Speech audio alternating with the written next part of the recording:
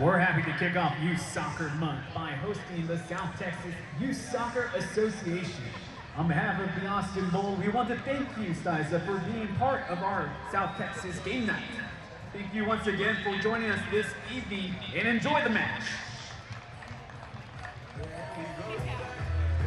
Tonight's match will be officiated by referee Kevin Broadley, assistant referees Diego Blas and Matthew Osterhouse, and the fourth official is Garrett Small.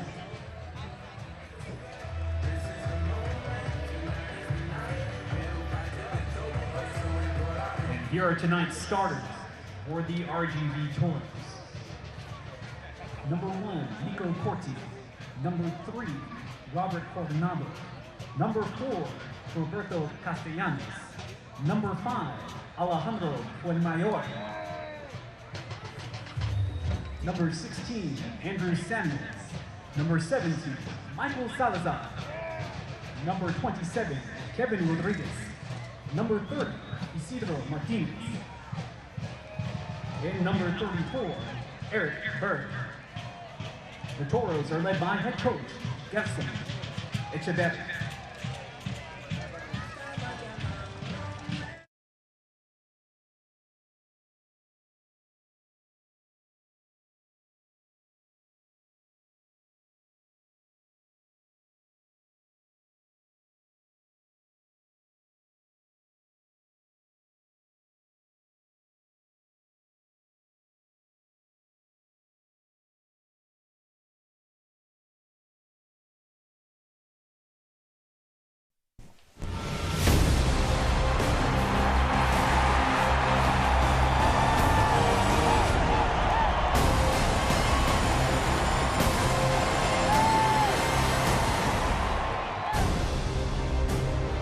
Deep in the heart of Texas, a chance for history tonight in the capital city of Austin. We're down to 2 contenders for the inaugural Copa Tejas as the Toros of RGV have traveled north to take on the Bold, with the Copa Tejas hardware perhaps within reach tonight.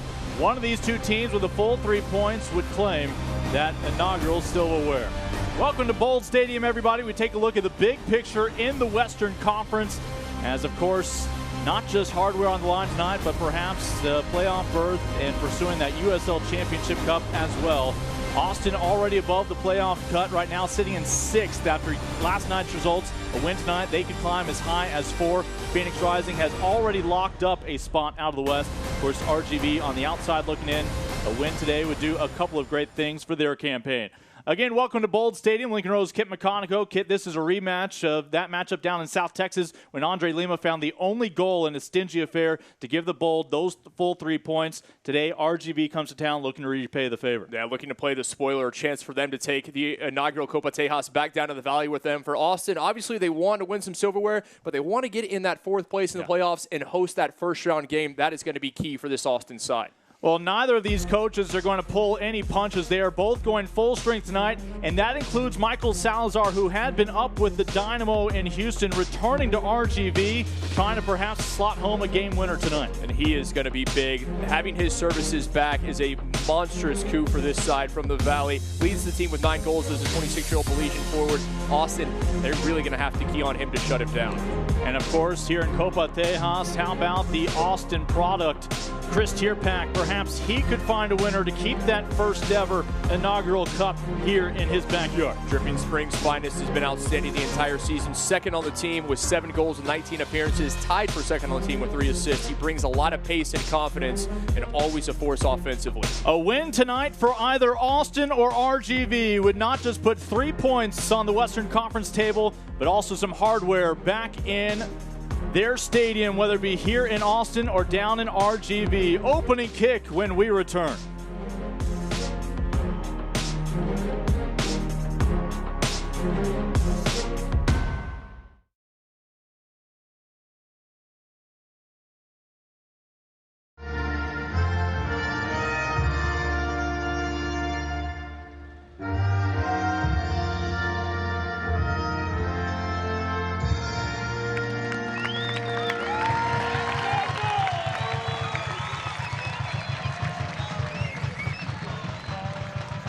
And fans, Now let's meet your Austin Bold starting 11.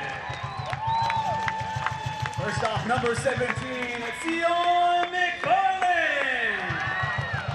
Number 15, Amobi Okugo. Number 19, Chris Tierpak. Number 99, Andre Lima. Number 45, Ima Chumasi. Number 24, Diego Restrepo. Number 3, Edson Brape.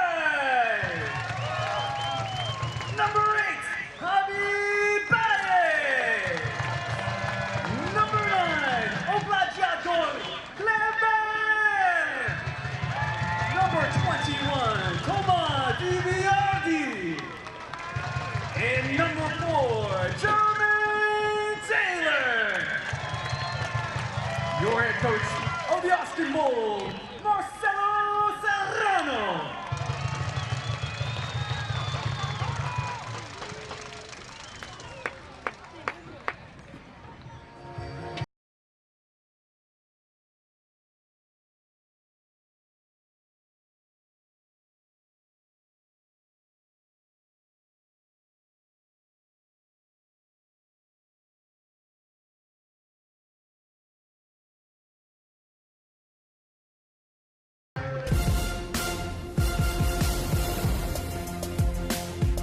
Perhaps no sport more than soccer, a sport that belongs to its fans. This offseason, when it was announced that the number of teams in Texas would double, Copa Tejas came about, put on by the supporters groups. We're down to 2 teams in contention.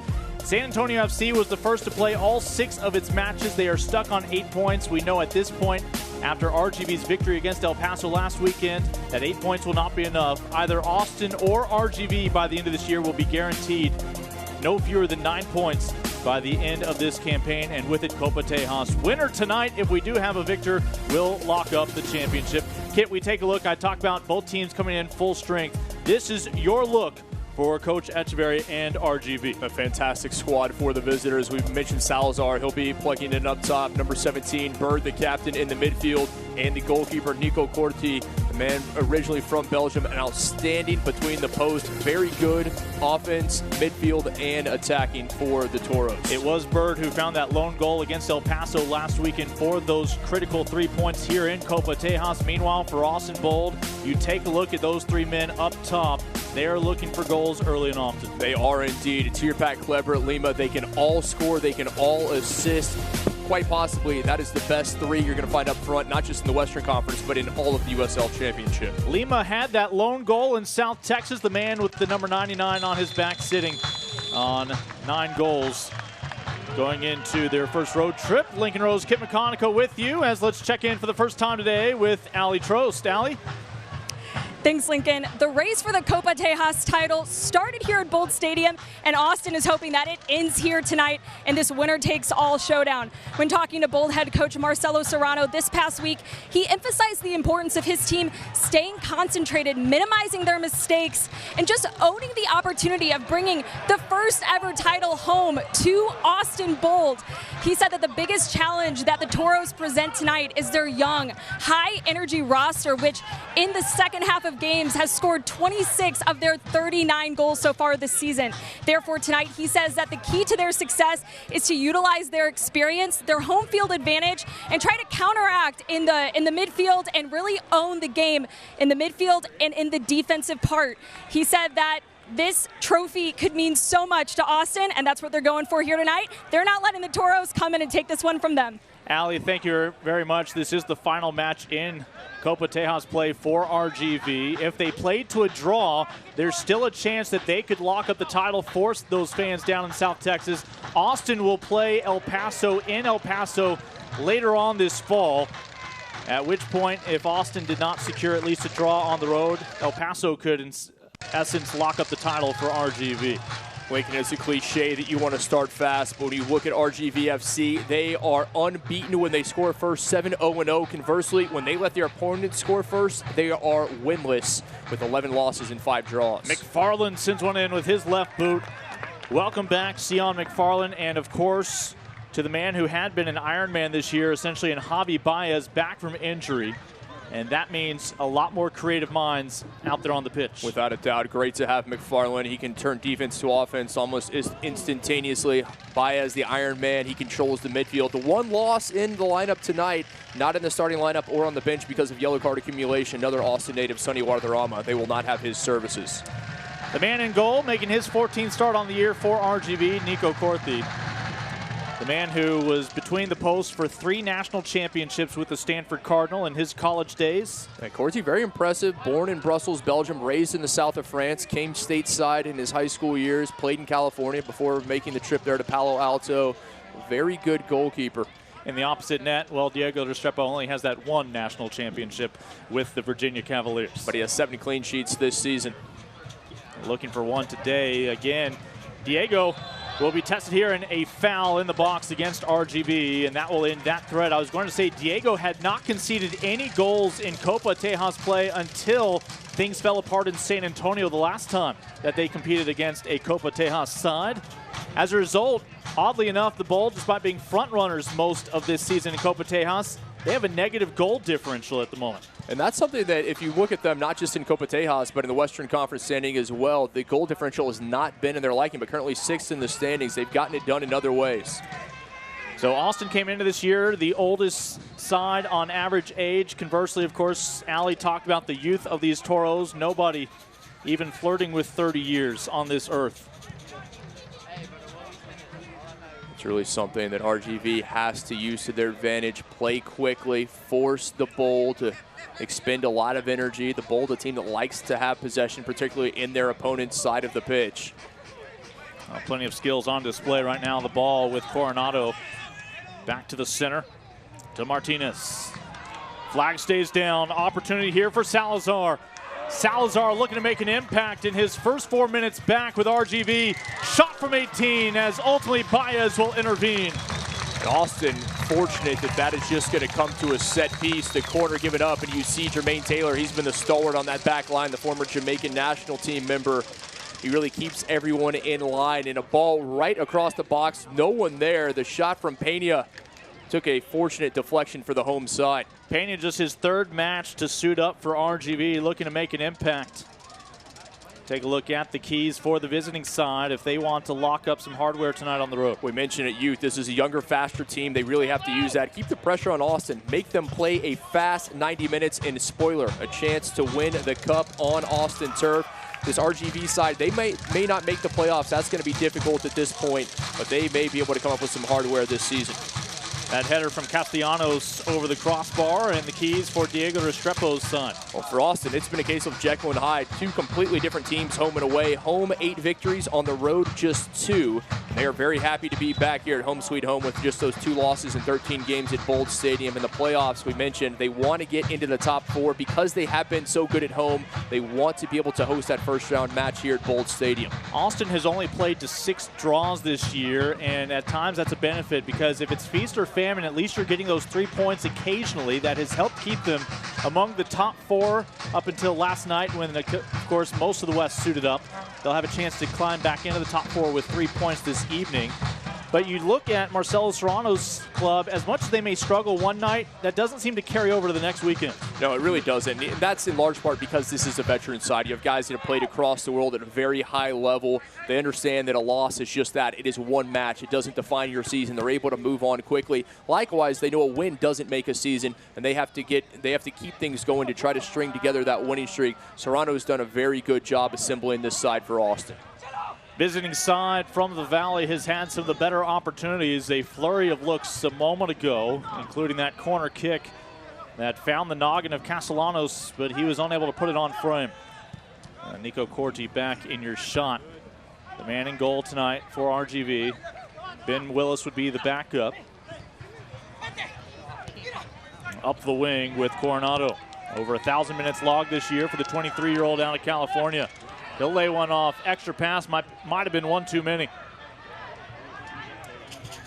Just sending one in, and that'll deflect ultimately off of Jermaine Taylor. You hold your breath. Austin's had some own goals this year that have cost him.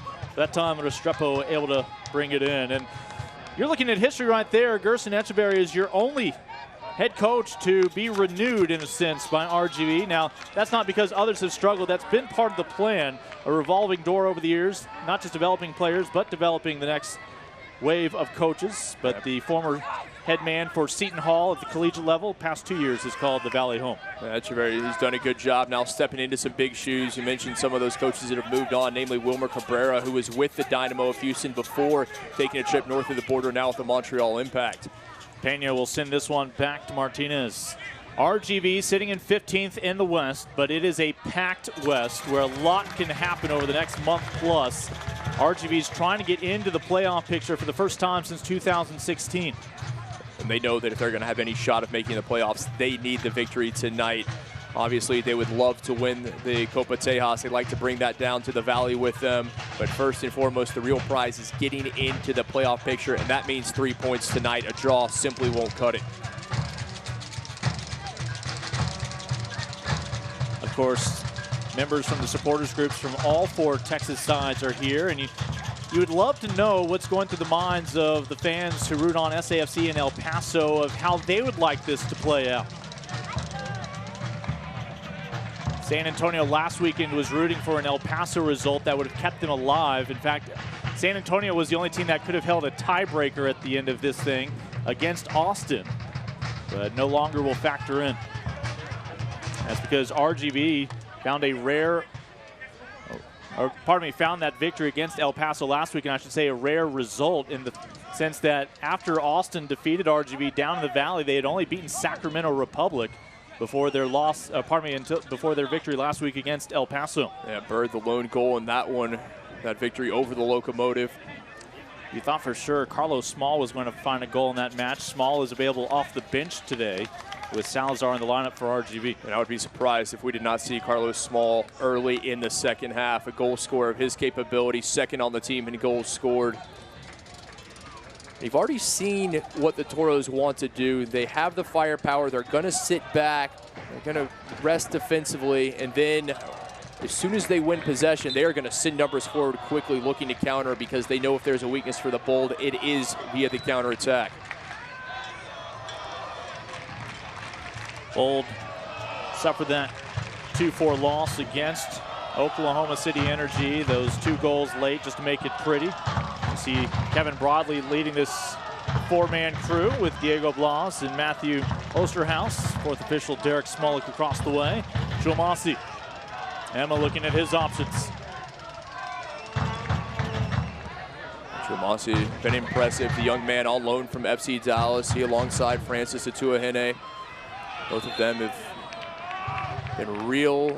been very advantageous, I should say, for this Austin side. They weren't quite sure what they're going to get. Both first-round draft picks in the MLS Super Draft, just not getting a lot of time up there in Frisco. Austin happy to have their services. Edson Braffide had that ball come up and bite him on the arm. Cordy, the 24-year-old man in frame.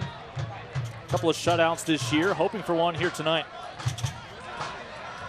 Trying to give him an early lead as the Restrepo will watch this one stray wide. And it is abundantly clear early on that Michael Salazar, that's the man. He is going to pull the strings offensively. He's so fast, so good with the ball at his feet, running at defenders. And Austin really needs to lock him down. You'd like to see them maybe even switch Sion McFarland over to that far side because he may be the only one on the back line who can match speed for speed with Salazar. That ball did take a deflection off of Austin, so this is a corner kick for Isidro Martinez.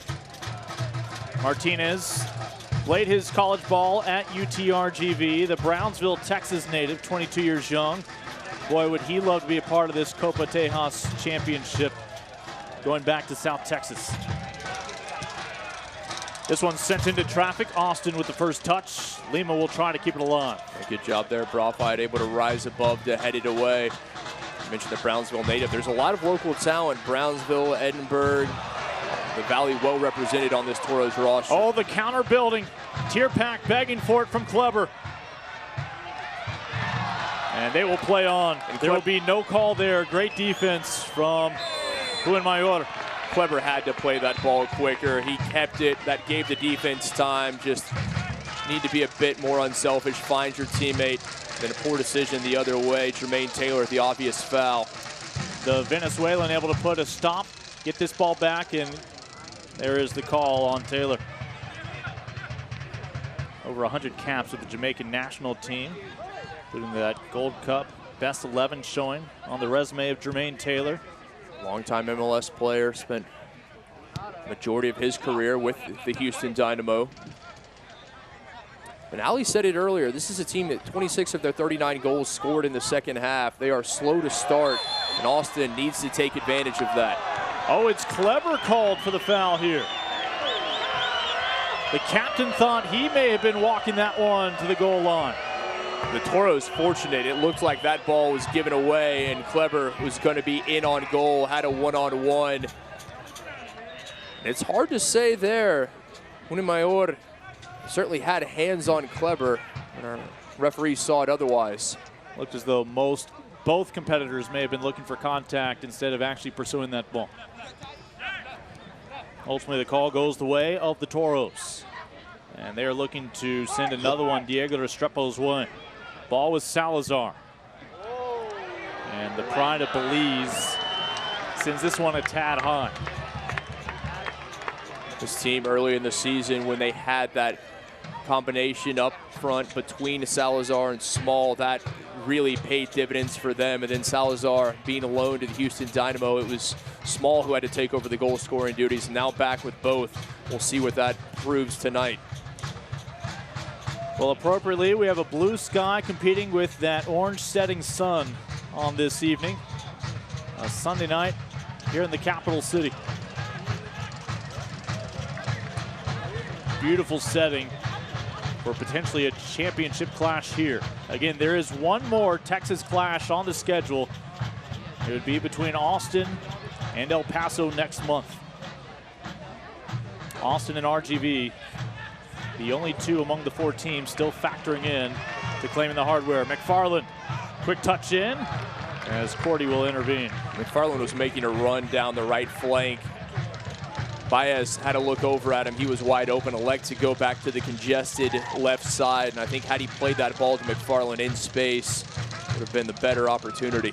Sion was with Miami FC for 1 year last year, before that with the Switchbacks, but what a different looking team this Bold side is when that defender with the 17 on his back is out there on the pitch running up and down the touchline. Without a doubt, he leads the team in meters run every match, close to a 10K every time he's on the pitch.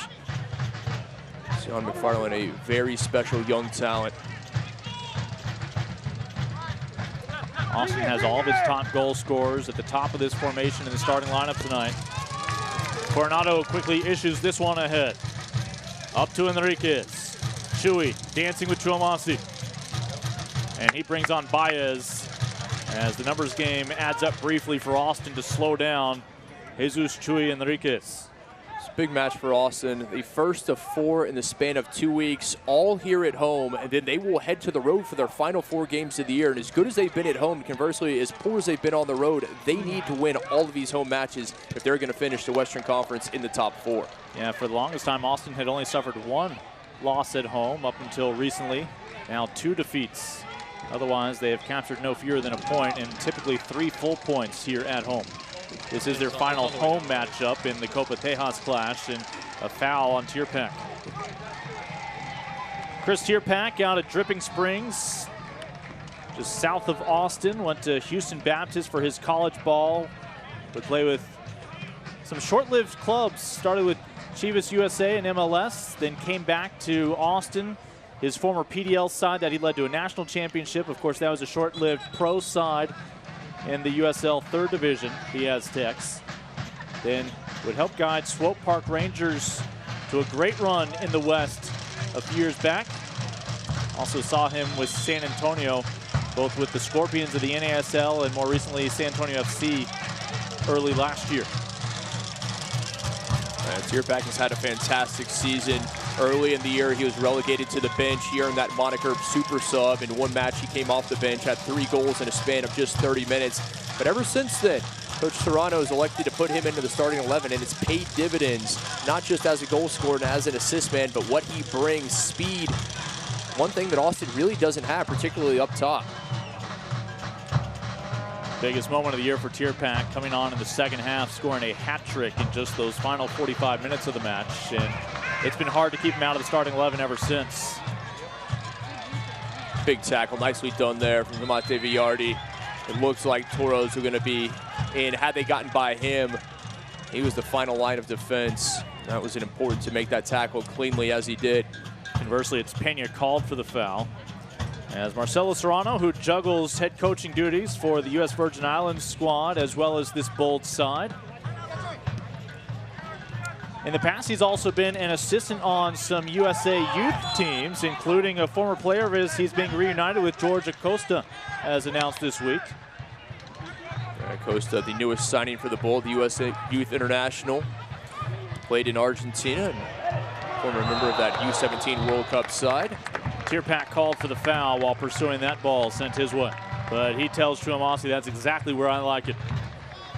And Tierpak, not traditionally a guy who scores a lot of goals via the head, but that has changed this season. And I don't know if that's something that he's worked on in the offseason or something he's working on in practice, but he has been very good with that headband, that head brace, and he's been able to find the back of the net with 3 goals via the head. That's been his trademark look for years now, one of the easier men to spot out there on the pitch.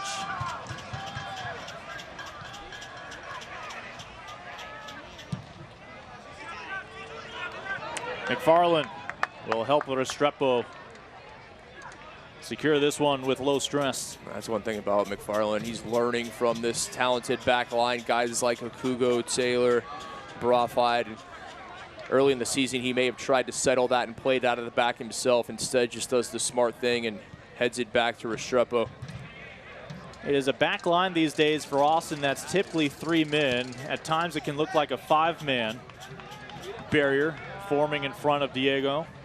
It's such a fluid formation for Marcelo Serrano, and so much of that is the maturity of the men he has out there, knowing their assignments. The precarious situation there for Corti, but he's able to handle it. That's exactly right. Earlier in the year, it was always a 4-man back line through the first 2.5, 3 months for Coach Serrano's side, and then he said, we want to play an attacking brand of football, and that means that, well, you're going to have to give, and that comes at the back line. If they have now transitioned to this 3 across the back and putting more in the midfield, you talk about defensive midfielders like De Villardi, like Baez, capable of playing as defenders as well. We have not seen Austin all season long with all their success, quote, park the bus. They want to possess that ball, but they want to possess it still with the pitch tilted in their favor. And every time I speak with Coach Serrano, he says he's Brazilian, and it's about jogo bonito, the beautiful game. They want to play an attractive brand of football, and that to him, he said, if we win 5-4, that's much better to me than a 1-0 victory. McFarland unable to find space that time as Austin will reset. Credit again defensively, Enriquez able to hang with Sion. There's a lot of speed on this Toros side. Some opponents, McFarland able to run right through them. That's not going to be the case tonight against RGV. McFarland still on this. Will send it across, but it's intercepted 6 yards in front of the front. The idea was there, just the final ball a bit lacking. You saw the reaction from Kleber. He was all alone inside the penalty spot.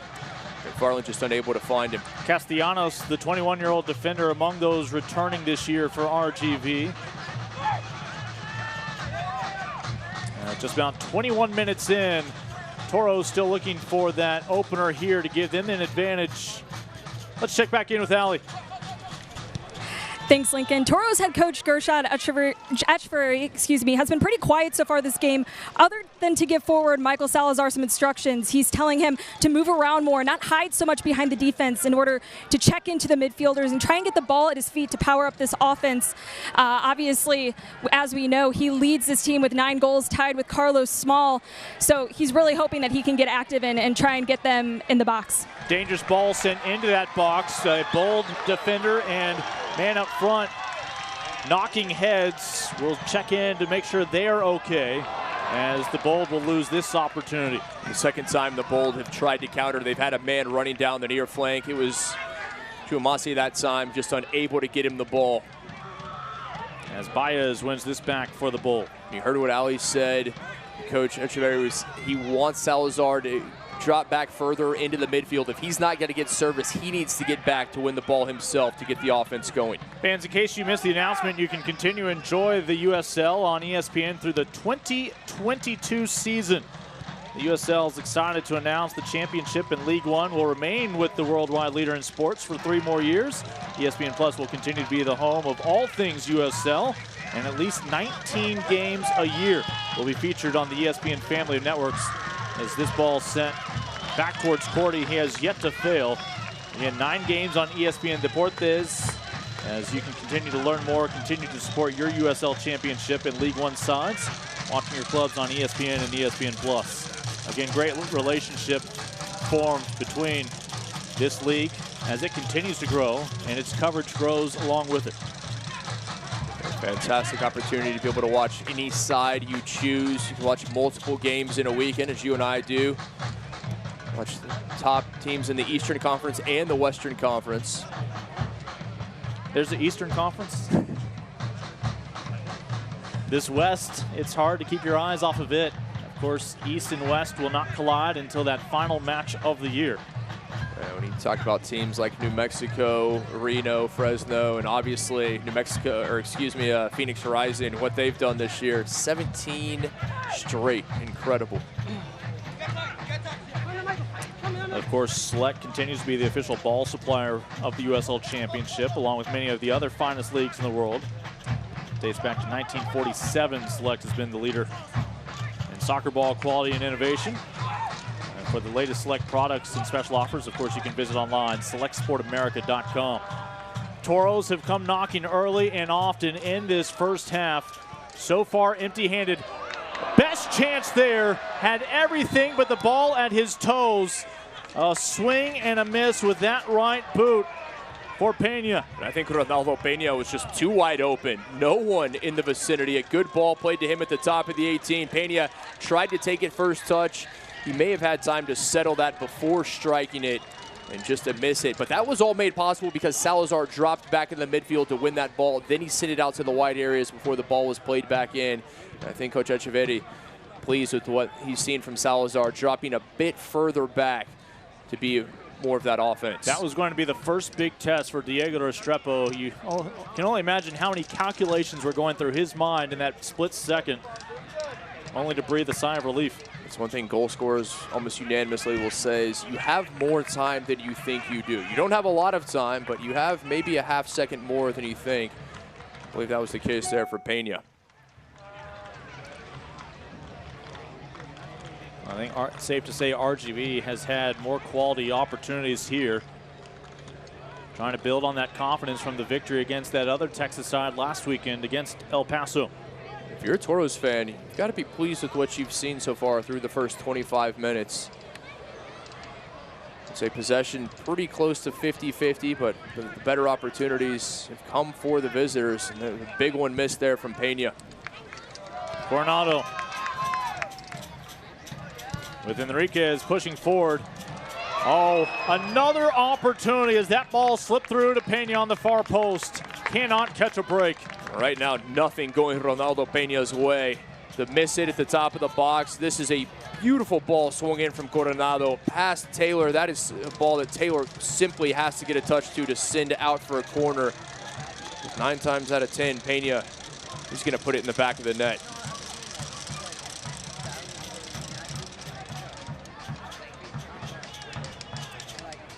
Second straight match that RGV has had early opportunities. Again, last week it was all the Carlos Small show as he flirted on several occasions with an opener, only to see Bird find the game winner in a 1-0 decision. And Small available off the bench tonight. That's a luxury the Toros not used to having. Small 9 goals this year, a little over 1,000 minutes.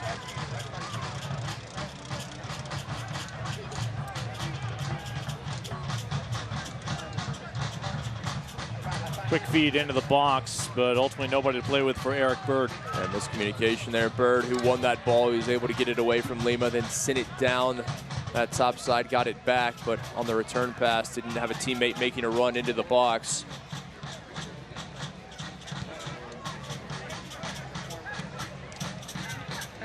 Right now, Toro's content to let Austin, that back line and defensive midfield, knock it around.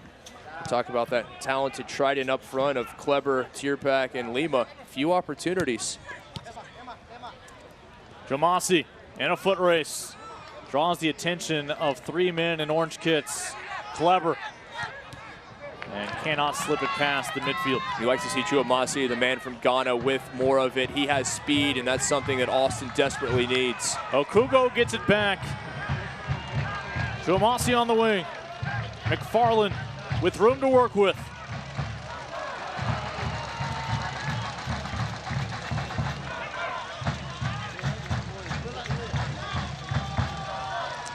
A battle in the hill country tonight, nestled into turn 15 of the Formula One racetrack known as Circuit of the Americas, your only F1 track here in North America.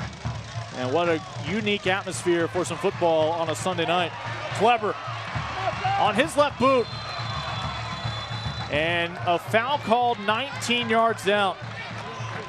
A late whistle from the referee.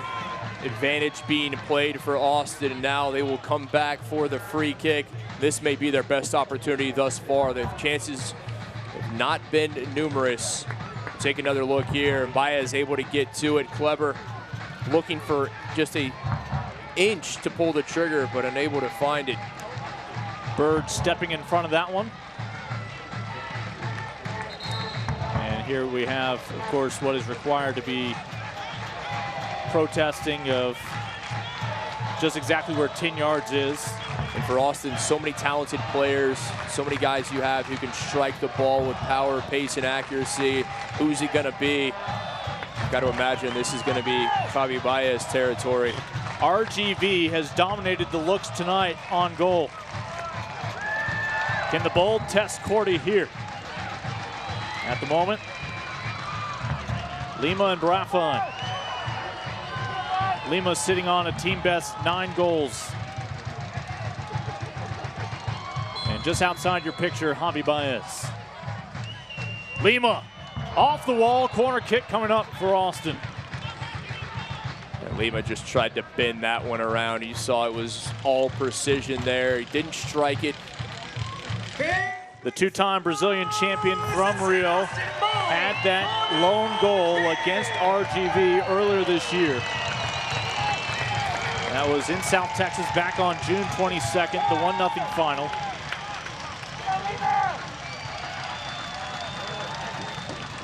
RGV not in the clear just yet.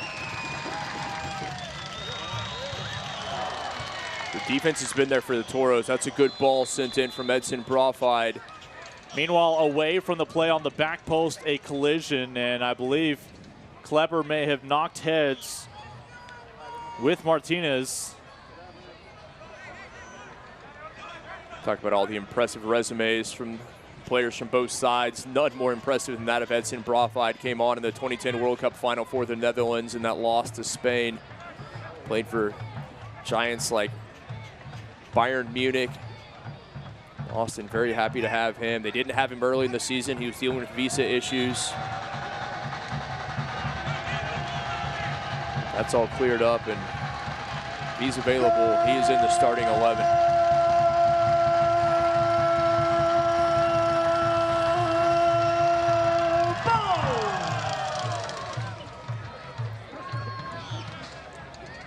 So RGV surviving a couple of quality opportunities for the Bold.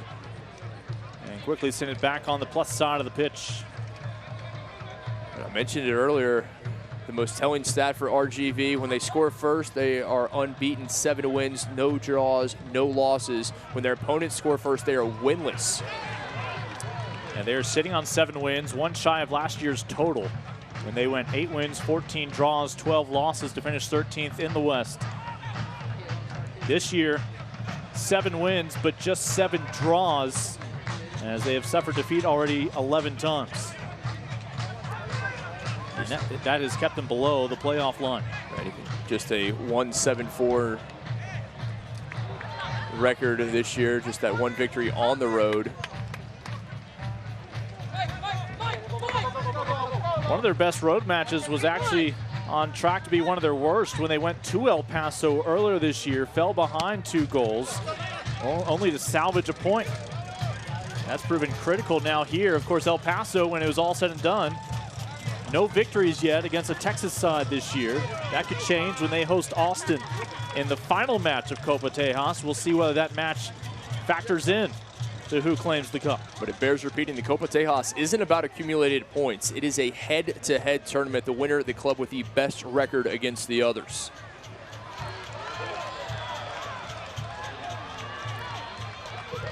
Ball slipped in, Chomasi, quick touch! Could that be the one that keeps the hardware in Austin?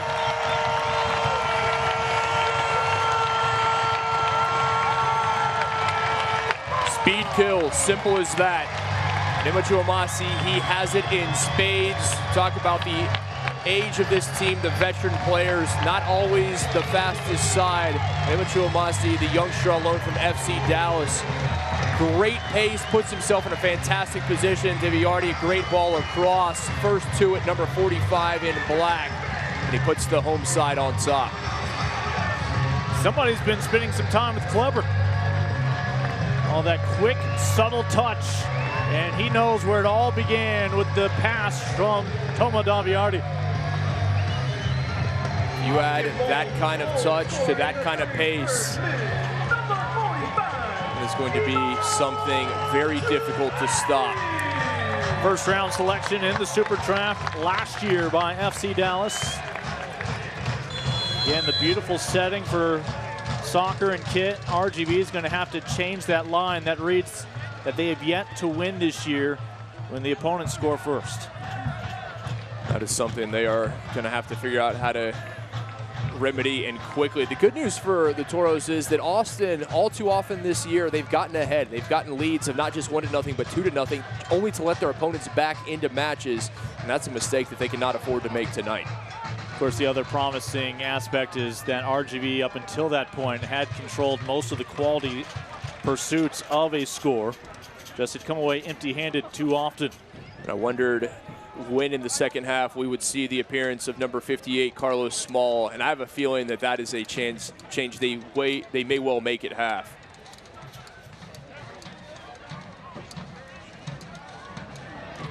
So Diego Restrepo and the Bold now have a lead to defend.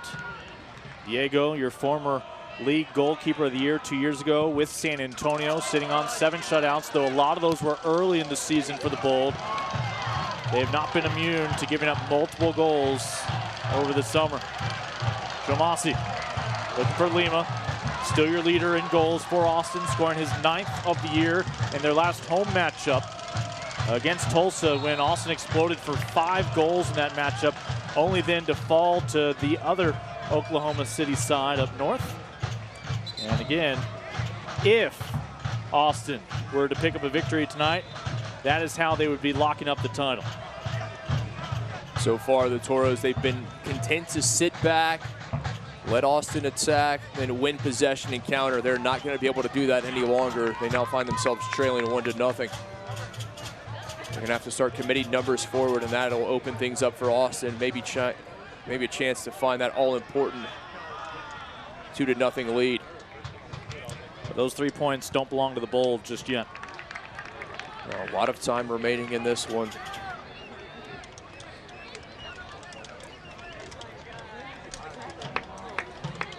Marcelo Serrano knows there's a lot more soccer to be played.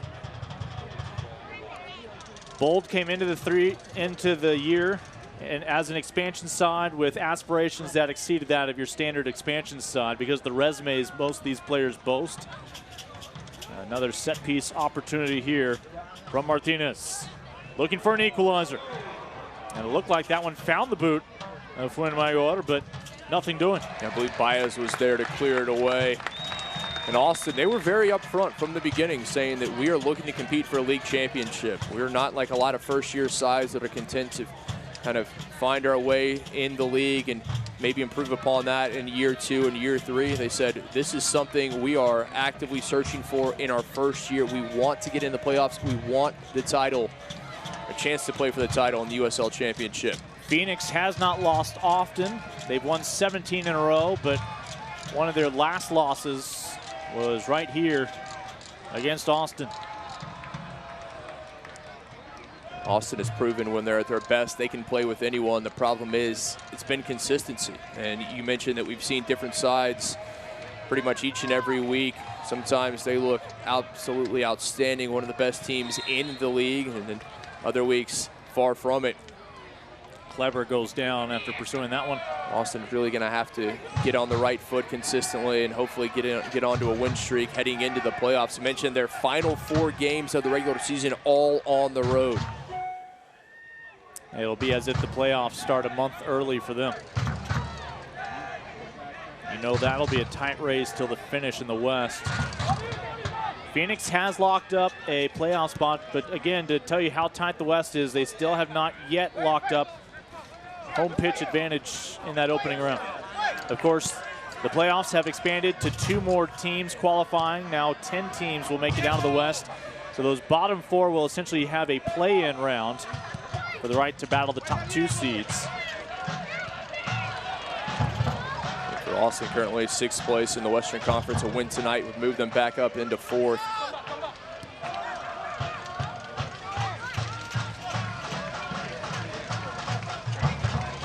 Ball with Enriquez.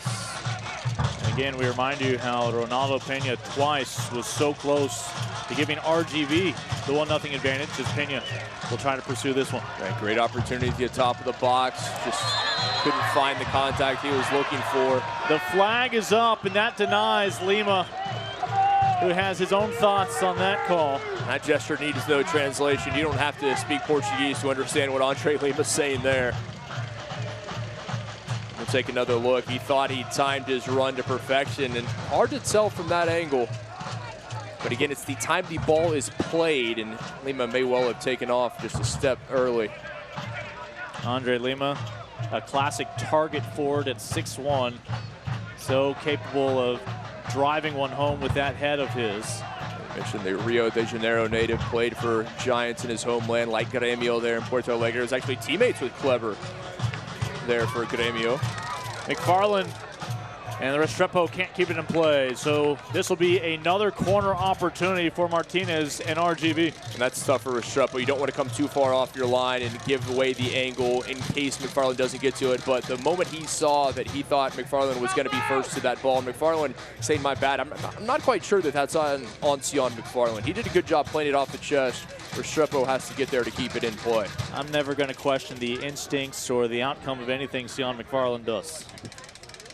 As here's Martinez, his 23rd start on the year, over 2,000 minutes, sitting on 6 assists, looking for a big number 7 right here. And Restrepo somehow has that ball cleanly find its way into his 10 fingertips. How that ball came through and found Diego Restrepo, I don't know. It looks like there was a man in orange rising above, ready to meet it, well in front of Restrepo, and somehow just couldn't get ahead to it. Take another look. And I believe that was Ronaldo Pena again, who is closest to it, and that ball may have just been a touch behind Pena.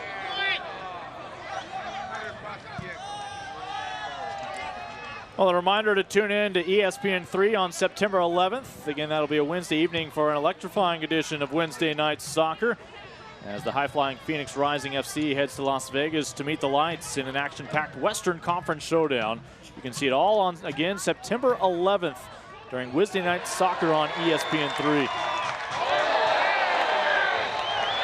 As this will go back to the bold. That poor decision there, an easy call, and Kevin Rodriguez may well see yellow for this one, running up the back of Edson Brafide. No souvenir yet for Kevin. If he gets out of this with just a talking to, he dodged the bullet there. Brafide slowing down, he had possession, he saw Rodriguez coming, and the veteran, good job, but Rodriguez could have easily pulled away from that, didn't have to commit the foul. Rodriguez, a Dynamo Academy product who briefly was in cooler temperatures, drafted in the 4th round this year in the Super Draft by Minnesota United and the Loons. Prior to Pasadena, Texas. He also had a respite from the heat during college when he was up in Northern Illinois. Speaking of a respite from the heat, during that foul, it was a, well, self-initiated hydration break for some of the players. not officially taking place in the 42nd minute. Take every opportunity you can to rehydrate. So Restrepo will handle this one. Emma Chuamasi's goal, the difference right now. Austin needs to be careful. There have been opportunities for the Toros. They can strike quickly. Austin, I don't know that they necessarily need to push hard for this second goal here in the final few minutes of the first half. If they go in to the locker rooms with a 1-0 lead, they've certainly done their job. Austin still has not conceded a goal at home in Copa Tejas play. McFarland, he can finish if need be. Sion, right at Cordy. He just ran himself out of angle. Cordy doing a good job, had his shoulder on that post, wasn't going to allow any space. And McFarland, you see the pace he has, great work, but enough contact committed where when he took the shot, very little angle, and Cordy had it covered the whole way. Martinez able to deny him a more favorable angle, as this will be a toss for RGV. The only goals that Austin has conceded were at Toyota Field in the loss to San Antonio in their rematch. They've actually played 3 times this year, including Austin getting the better of the opener of Copa Tejas here, as well as back here for the U.S. Open Cup. Again, fans on hand.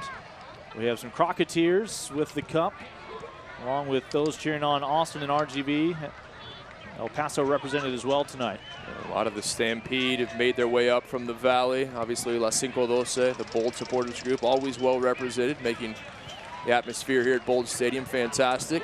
Chuamasi, he'll have a wide open goal if he lands on that ball, and he wants a handball called and will get it. Oh, for Corti, you're inside the 18, fair play. What a turn this is. Corti pleading his case that it came off the leg. I saw the hand. That's exactly what Chuamasi saw as well. Andre Lima putting his 2 cents in, as is generally the case. And this is massive right here. Ben Willis about to be called into action. And sure, you can replace your keeper, but you're now un hombre menos. That's the question. Corti sees straight red, final minute of the first half. Corti shaking his head the entire way. And who will Gerson Echeverri elect to bring off? Obviously, Willis will be coming on. But which of those field players for the Toros is going to head to the bench? Another look as Corti determined to keep it off of Chuamasi, and that ball off that left wing of his, it appeared. No, off the knee, and that's a tough break for RGV. It came off his knee. He was exactly right. It was difficult to see the first time in a live action play, but there, great work from our camera crew. You saw the replays slow down, and obviously we have that benefit that the referee does not, but you can understand why Gerson Echeverri is besides himself. If he can get an official to look at a video board, he'll be the first coach in any sport to successfully do so. As the call has been made, it is not the correct call, but the result, RGV will be down a man and down to their backup goalkeeper in frame. And how big is this? Not only down a man, down your star goalkeeper. And Willis, young man from Washington State, will have to head onto the pitch as he looks to warm up. It'll just be his second match of the year in USL Championship play.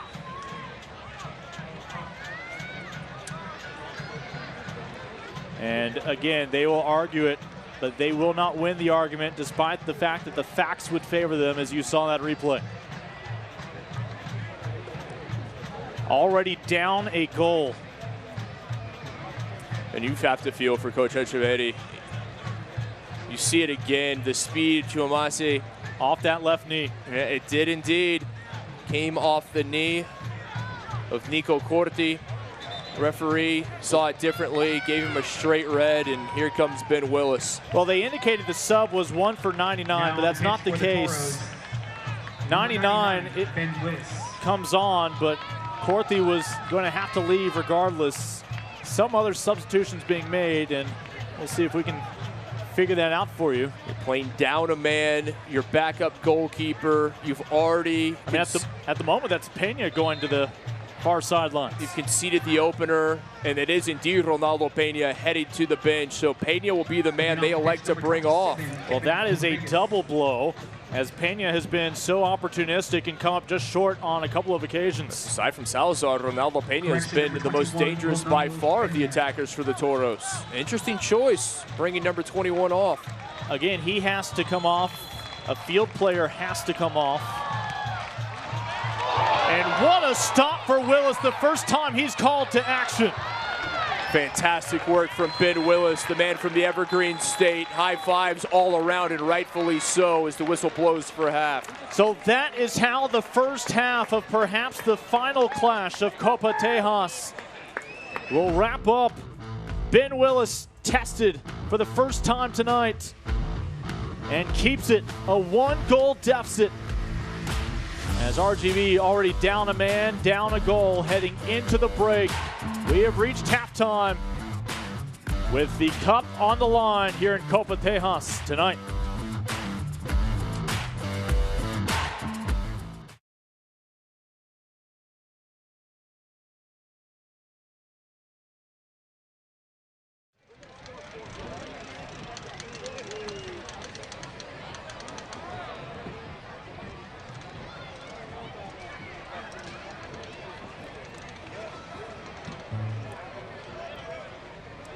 Yeah, good job on the replay to whoever that replay guy is you use. Centrally located just 15 minutes south of downtown Austin, right off of I-35. Farmhouse is the official apartment complex of the Austin Bold, inspired by traditional architecture of American farms. Farmhouse apartments, modern farmhouse design, exemplary amenities.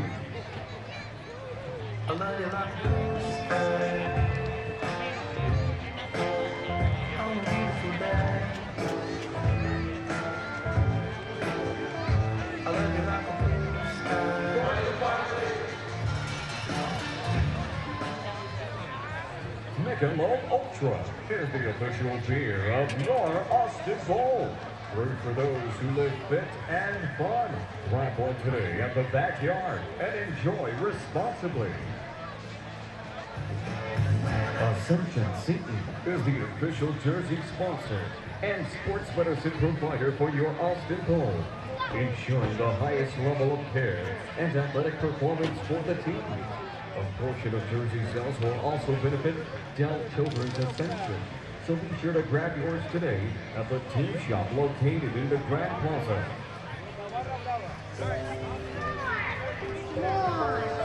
Little ones agree, more is better. At Dell Children's, we feel the same. Our clinical expertise is more convenient. Our care teams and connection to the Dell Medical School at UT Austin means we have the most pediatric. This match is brought to you by Ascension Seton, the official medical provider and sports medicine partner of your Austin Bowl.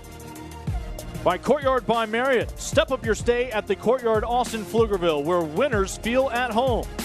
And by H-E-B, the official grocery store of your Austin Bowl. No store does more than H-E-B.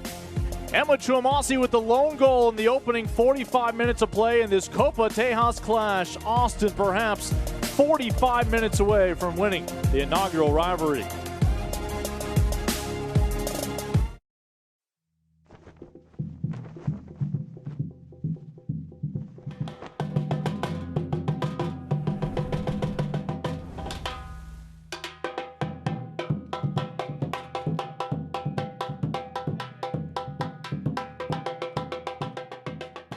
And it's my pleasure to welcome all of you to Dell Seton Medical Center at the University of Texas for a very exciting announcement this morning, to where we're announcing that Ascension Seton is both the title sponsor and the medical provider for the new Austin Bowl here in Texas. So we're very excited for that. So when the players, athletes, or families need care, we're going to be there and have the people available for you on the field.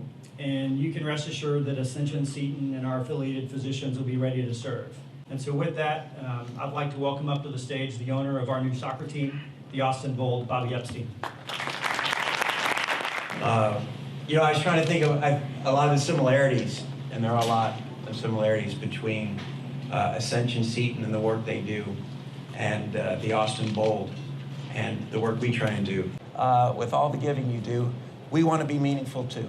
And for that, and to show our commitment to this community, the Bold are going to give 5% of all their ticket sales to Dell Children's Hospital.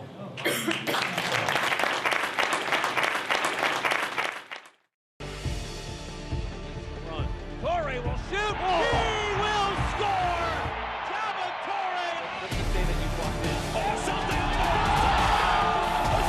good. Oh my goodness.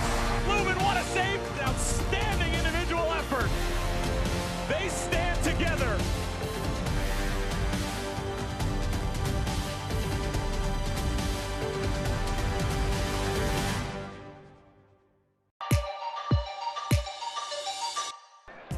Powers delivery. Throws it out! The beauty!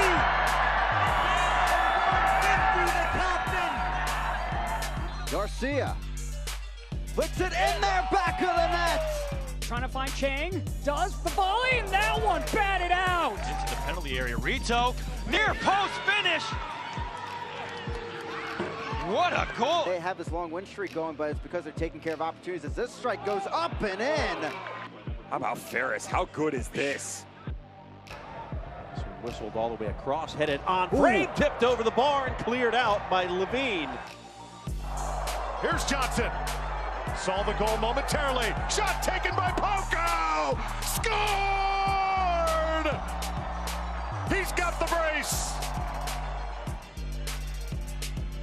Lifted save by Lorendi.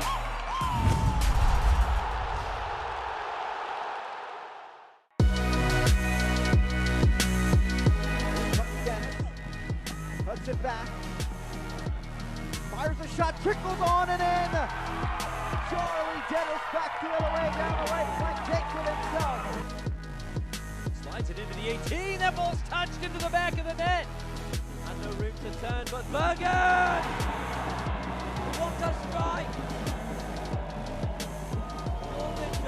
But here's Joe Gallardo now coming forward. Gallardo still on the ball. Gallardo takes a shot, it's pushed away. Ball is loose inside the 18. Moshobani comes over, shot, stop made by Aviles. Silva will have a hit! Oh, good save by Metimadu. From the moment he left his boot, it looked destined for goal. On the N4. Hesitates, fires, and finds the back of the net. This match is brought to you by Dell Children's Ascension, the official charity partner of your Austin Bold FC. By Courtyard by Marriott, step up your stay at the Courtyard Austin Pflugerville, where winners feel at home. And by H-E-B, the official grocery store of your Austin Bold. No store does more than H-E-B.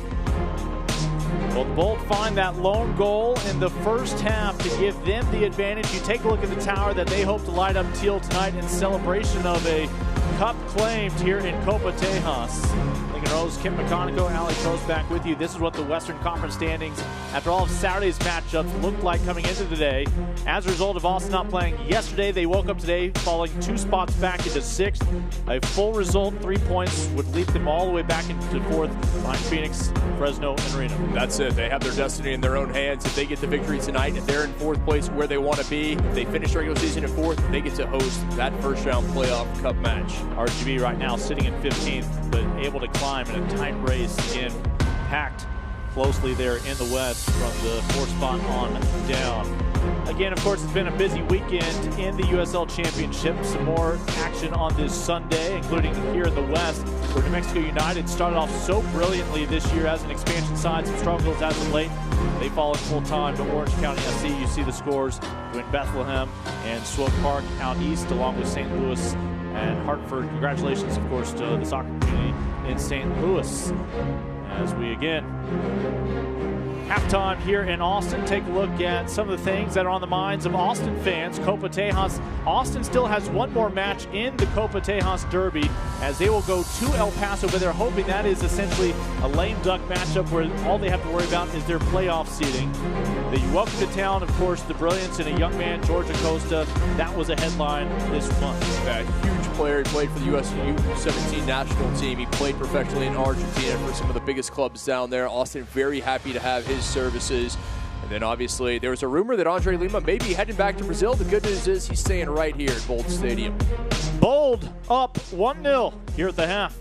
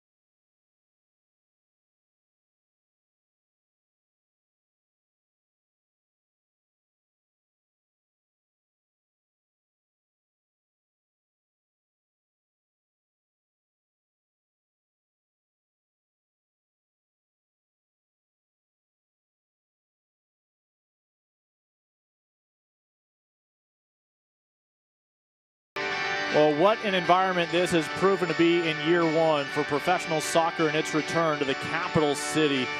No bad seat in the house, and well, sometimes you don't even want a seat. Easy access to concessions while being in the ear of your favorite opposing goalkeeper. As one ball got across the goal line, it favors the Bold. Toma Daviardi, a brilliant feed, and Chuamasi made no mistake. All speed from Iwan Chuamasi, showed it off right there. Great ball across the box from Daviardi. Chuamasi made the home team happy, the 1-0 lead. And well, it's not officially an insurance goal, but it was a little added benefit for the Bold late. You lose your starting goalkeeper when it is called a handball on Nico Corti coming out of his 18. Of course, our replay showed it went off the leg, but that would be a moot point for RGV to argue. They will be down a man for the second half of play. With that said, Ben Willis was brilliant in that one moment that he had to keep it just a 1-goal deficit going into the break. Yeah, Willis came off, made the one save he had to keep it 1-0. You take a look at the stats from the first half. Possession, as you might imagine, pretty much 50-50.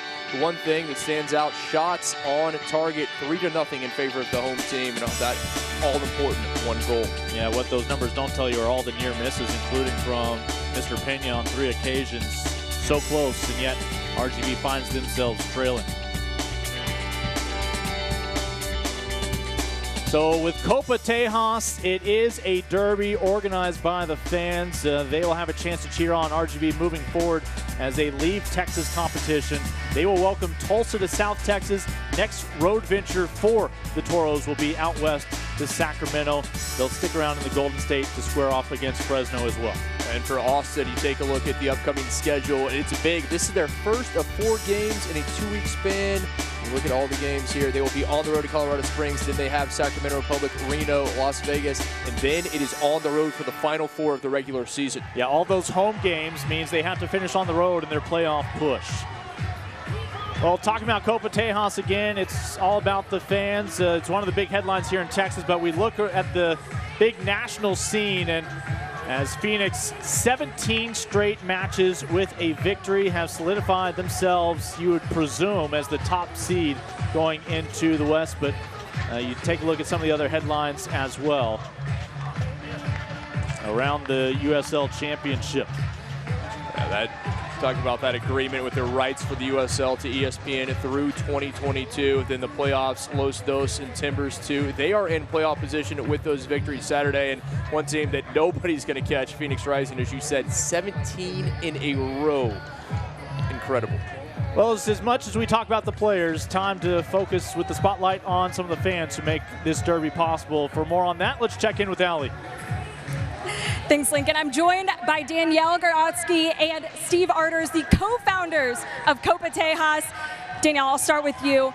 What does it mean to the state of Texas and the sporting culture here to see this trophy here tonight in a winning situation? It means we have awesome soccer. We have so many good teams, so many good players.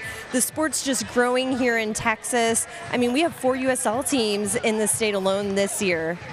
Steve, we talked a little bit earlier about where you saw the vision before and now where you are today and how much this thing has grown. What can you say about the process? It's beyond our expectations. The thing has taken off. It's been really, really good.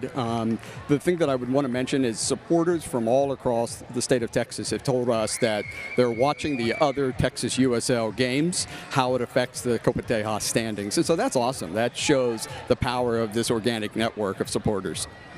Thanks to the both of you for all that you've done in making this thing grow the way that it has and getting it off the ground, and have fun. Enjoy this. Absolutely. Thank you. Allie, thank you very much. Of course, Danielle and Steve have helped lead all those supporters groups along the way, including securing that cup. They both have their San Antonio ties. Steve's son, Sean, has had a professional career at times, even with San Antonio clubs.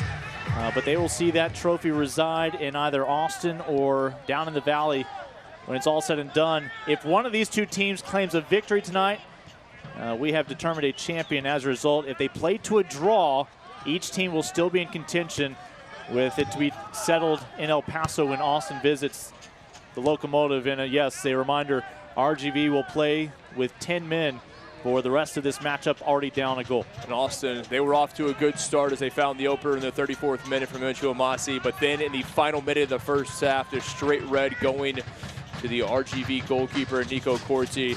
They elected to bring off Ronaldo Pena. In Austin, you have to think that if they can find the insurance goal, if they can go up 2-0, especially with the man advantage, it's going to be very difficult. Certainly not impossible, but very difficult for the Toros to come back. The last time we talked to those Copa Tejas founders, and Danielle and Steve, that was actually the home opener for Austin back on March 30th. It also happened to be, of course, the Copa Tejas opener with San Antonio FC coming to town. It was a much chillier night back in March, a lot more bundled up in layers. Truly scarf weather for those two fans. Last time we were able to chat with them, and well, it's just his second match this year. Of course, not the situation he was expecting when he traveled with the team, but Ben Willis was called upon to make one huge stop in the final play of the first half. Salazar down, and this is reason for concern. Now, you do have the benefit of Carlos Small available off the bench, but Salazar rejoined RGV after being with the Dynamo up until this weekend. Already down a man. Salazar down on the pitch, being tended to by the training staff. You have to think that Small is going to come into this match sooner rather than later. And quite frankly, I'm surprised he didn't come on as a halftime substitution. But the question is, who would you bring him off for? They've already made that change. Pena heading to the bench. Loses you some real firepower up front. But a game like this, you're already down 1-0, and coaches will tell you if we're going to lose, it doesn't matter what the scoreline. If we lose 1-0, 3-0, it's still a loss. You can afford to gamble. Indeed. And that makes them a dangerous side, a team that frankly was getting opportunities in that first half. We would not have been surprised if they had found a goal to open up this one. And again, Coach Echeverri has seen a few things at the end of that first half simply not go his way. Gerson Echeverri, a lot to be unhappy about, but sometimes that's just how it goes. And you ask anyone who's around this game, just the breaks of the game, you have to roll with them. You have to continue. So the Bold with the benefit of being up a man as they went back to a full strength look on their roster. Now Austin over the past few weeks, some of it you can point to suspensions, but also with their age, they have been very methodical in resting some players on various road trips. Now, it hasn't necessarily led to accumulating wins on the road, but perhaps can pay off in October. Well, that's what they're hoping for. They've been smart. But this is the kind of team with the veteran leadership, with the experience, that if they can get into the playoffs and ultimately host a first-round playoff match, sky's the limit, and they know that. Talking to these players, they said, look, we want to get into the playoffs. We want to get in a good position, and then we can really shine. Braffine will win a corner kick here for Austin after that one took a deflection off the boot of Andrew Samuels, the former Maryland Terrapin. So Braffine, who was unable to compete the first half of this season, waiting for paperwork to clear, just adding to the great veteran presence for this Bold side in year number 1.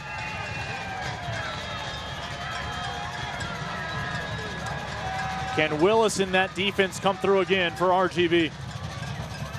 This will swing out. Oh, and McFarland, that one finds him, but just continued to roll across his chest. And that one came off his chest as opposed to his head, and just a few inches lower than McFarland would have liked to seen that one. Just could not get it on frame. Good service from Braffine. McFarland, missed opportunity for Austin. That easily could have been insurance for the Bold. Clever, unable to clean things up. Clever's been among those who have gotten a couple of nights off here this past month. It is a Bold side with depth that a lot of other franchises don't have the luxury of. They've dealt with injuries, they've dealt with suspensions, players out because of red cards, yellow card accumulations, as is the case tonight for Sonny Wartharama. Bold looking for number 2. And somehow Willis, who is already down to a knee, just summons that ball directly to him. And that's just a miss hit from Chiomasi. He knows it. You see the roar there from the man from Ghana. Not quite sure if he wanted to take the shot himself or if he was trying to play it on to a teammate. And that's the one that ball just gets stuck underneath your boots. Easy save for Willis.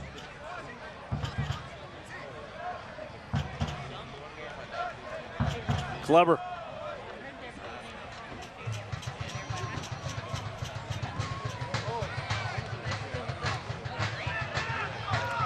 And Diego Restrepo spent time growing up both in Colombia and Venezuela. We saw him over in the panhandle of Florida, as well as down in Fort Lauderdale and Tampa Bay earlier in his career, before now a couple of different stops here in Texas with San Antonio FC, and of course this year number 1 in Austin. 2017 USL Goalkeeper of the Year, Restrepo, national champion. You mentioned his time there with the University of Virginia. Austin very, very happy to have him and their backup goalkeeper on loan from Atlético Nacional of Colombia. Lima, as that one will mow a few blades of grass down. As good as Lima is, that is still an optimistic attempt from him from that far out. You saw Tierpak, Chris Tierpak, our man to keep an eye on for Austin coming into this match. Did not have many touches there in the first half. You like to see him get the ball in wide areas and create off the dribble. There are so many creative players on the pitch at the same time for Austin right now. There's almost zero predictability in terms of what their role is any given moment when they have the ball. And the word you said was fluid, and I think that is the best term to describe this team. Everyone can play just about every position because they are so talented and they understand where to be. They understand the game. Oh, nicely threaded through, just a touch heavy, as Kevin Rodriguez will not be able to track that one down. You see the Toros, even though they're down a man, down a goal to none, they're still getting opportunities, and Austin has to be very careful that they don't go to sleep and give RGV a chance to find the equalizer. Emma Chiomasi has your lone goal in this one, and he's a perfect example, fitting right into the Austin culture. We've seen him on the back line, in the midfield, and up top as a featured striker. As Kleber right now on this ball. Let's check back in with Allie.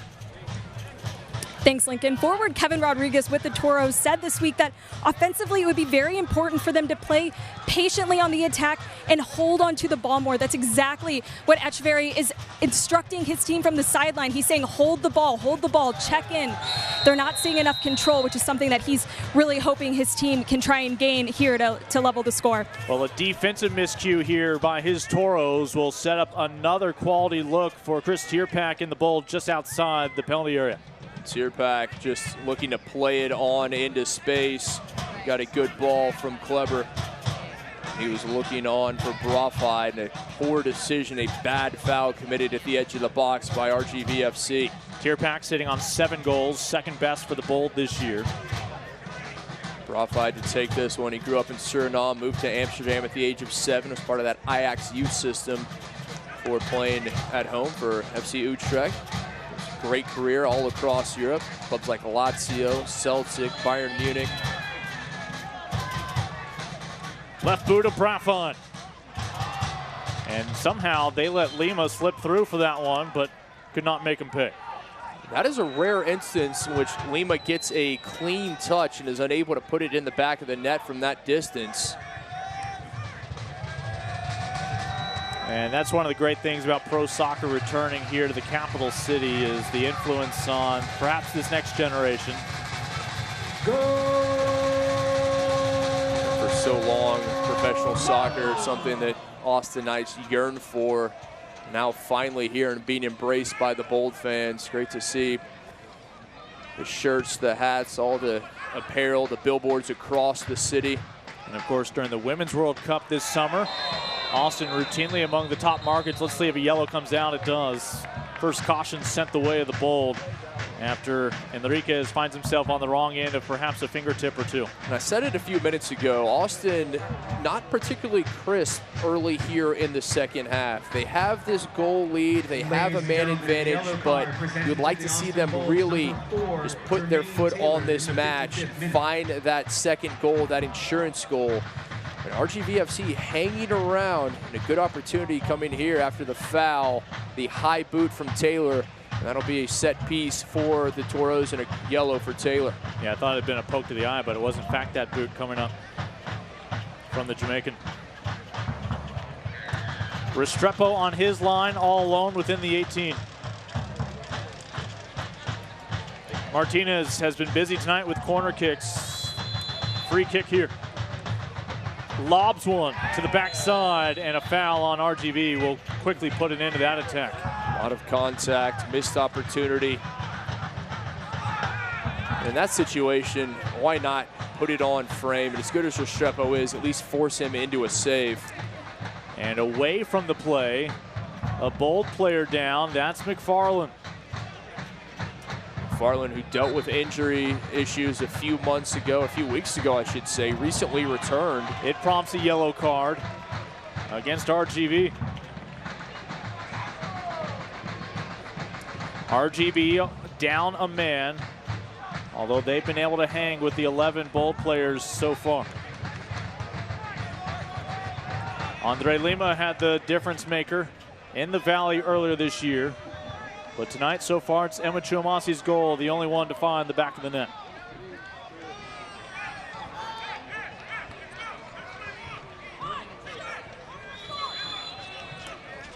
With all this talent on the Austin roster, you wonder who's going to step up and really put his team on his shoulders to find this equalizer. Will it be one of the Toros? Salazar, who was very influential in the first half, not having many touches here in the second. You'd like to see number 17 with it if you're a Toros fan. Marcelo Serrano, still all 3 substitutions available to him here in the second half as we approach the final half hour. Both Kleber and Tierpak were there. It was Kleber who got the look. Ladies and gentlemen, great defense there. Kleber hitting that one off the bounce, hitting it into the turf. It took a bounce. The Toros able to send it out. Bold were so aggressive in their last home matchup. They earned 3 penalties. Kleber took a pair of them. Sonny Guadarrama took the 3rd in that 5-goal affair. No insurance just yet. Trying to change that right here. As you look at some of the youngsters in the wings, Julian Gaines just behind the man who used to drive him to practice, Edson Brafond.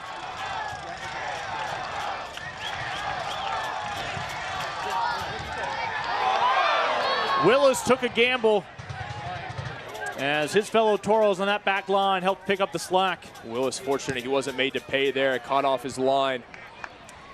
RGV still not in the clear. And there's something about the ball on that 18 as a handball finally called on Austin. seen a couple of swings and misses on that end. If you're a goalkeeper and you come off your line, the ball is anywhere in that 6-yard box, you have to get to it. Willis could not.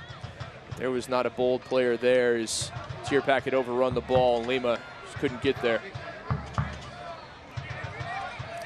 Now approving nods of the current score here.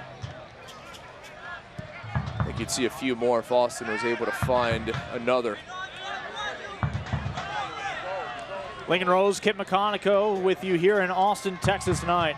Expansion side bold against RGV. 2 of the 4 Texas sides. Tierpak sends in a beauty, and Lima will slam it home.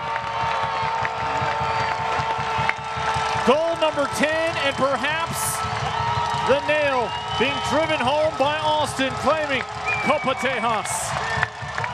60th minute, 2-0 lead. RGV down a man, and it is going to take something miraculous for them to come back from this. Tierpak playing the distributor off his line. Willis able to get a fingertip to it, but not enough. And that is a situation where you have to punch it out of danger if you can't claim it cleanly, but you cannot allow that ball to bounce in the path of Andre Lima, or that is what's going to happen. It's his 2nd goal of the year at the expense of RGV. Goal scored in the 60th minute by number 99. And a hill has grown into a mountain, the obstacle in front of RGV. As the Brazilian will go to his head coach to cap off his celebration.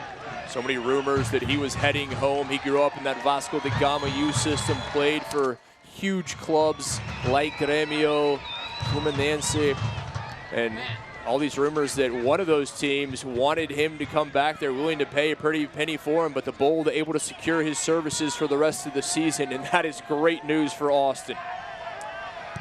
Salazar keeps the line for Bird, and the Restrepo now has insurance should he falter. Again, no Texas side outside of that trip to San Antonio has scored against the Bold this year. But they finally have been able to climb out of that negative goal differential here in Copa Tejas. It had been 1-0 decisions in each of their victories, including the one down in the Valley. In this match, very simply, winner take all. The winner, they would claim the inaugural Copa Tejas trophy. A draw will make things a bit more difficult. Austin would have to do it on the road at El Paso. But right now, well on their way to winning their first hardware in their inaugural season. We'll continue to remind you, RGV down a man, though you wouldn't know it just by watching their play. No, give the 10 on the pitch credit for the visitors. As you so correctly said, they've done a great job, but when you're taking on a team at a professional level, down a man for an entire half, it eventually is going to take its toll. Again, fans, you can continue to enjoy the USL on ESPN through the 2022 season. USL extended, and excited to announce the extension of the championship and League One, remaining with the leader in sports for 3 more years. As Restrepo will send this back ahead to Braffon. ESPN Plus will continue to be the home of all things USL, and at least 19 games a year will be featured on the ESPN family of networks, including 9 matches on ESPN Deportes. You can continue to follow, support, and watch your club on ESPN and ESPN Plus. As Braffon now here on the left wing. First touch for Tierpak since he sent that one in. Willis was able to send it away, but ultimately not keep it out of harm's way. It would land right in front of Lima. Austin doing a very good job switching field, maintaining possession, being patient, not forcing anything, just going from one side to the other, moving numbers forward. Kleber on the edge of the 18. And this is where the numbers game is adding up for the Bold. Lima with Bird sliding in front, not getting everything on that. And even though the shot may not have been what Austin was looking for, that was a great attacking sequence. They had the ball for almost a minute. They went from the near side to the far, back to the near before Lima elected to take the shot. Looking for number 11 on the year. No such luck this time. Give Bird credit, able to get in there and alter that shot. And again, of course, this year's coverage on the ESPN family of networks continues. You can tune in to ESPN3 on September 11th for an electrifying edition of Wednesday Night Soccer. High-flying Phoenix Rising FC heads to Las Vegas to meet the lights in an action-packed Western Conference showdown. You can see it all again September 11th during Wednesday Night Soccer on ESPN3. Can Eric Wynalda find a way to halt that run for Phoenix? Got to think if anyone can, it'd be coach of the lights. He will have his team ready for that match, no doubt. But Phoenix, hottest team in the league, maybe the hottest team in all of international football right now. Bird had that game winner, his first goal on the year, a timely one against El Paso last weekend. That essentially knocked San Antonio out of the running and El Paso, making this a de facto championship. Only a draw would prolong the Copa Tejas race.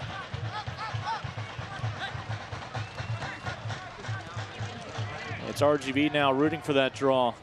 If they can find 2 goals here in the final half hour, this is what it would look like if this score were to hold up.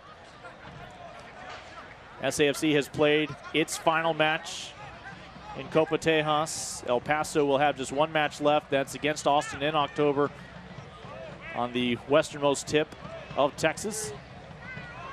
And we, soon enough, will see RGV make its 2nd substitution of the night. You wonder if it's going to be number 58, Carlos Small, the Panamanian forward. Been surprised that we have not seen him sooner. Will we see him here? Indeed, there it is, number 58, Carlos Small, the co-leader with 8 goals this year, man, from Jarabe Bonillo there in his native Panama. In the 66th minute, he comes on for Salazar. Salazar unable to find his 10th goal of the USL Championship campaign. So Small so close to finding a goal against El Paso last weekend. Comes in with 9 goals, a super sub he hopes here tonight in Austin.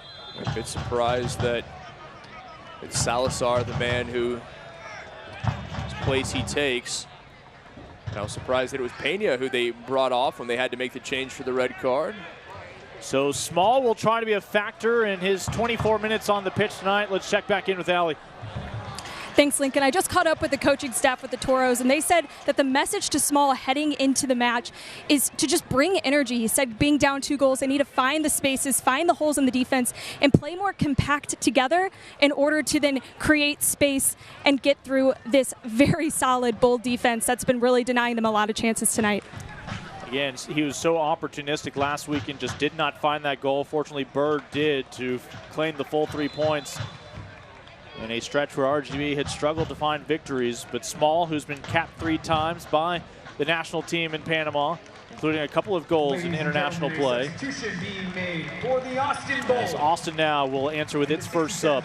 Coming off, number 45. Emma Lone goal scorer of that first half, Emma Chumasi, comes off, and in his place, a man who has established himself as among the many fan favorites in year number 1, Promise Isaac.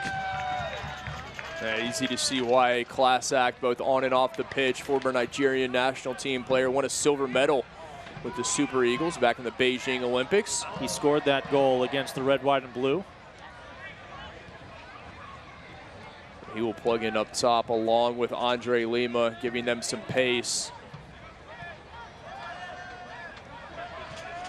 Martinez. Bold still with 2 substitutions available. RGB still with 1 opportunity to make a change.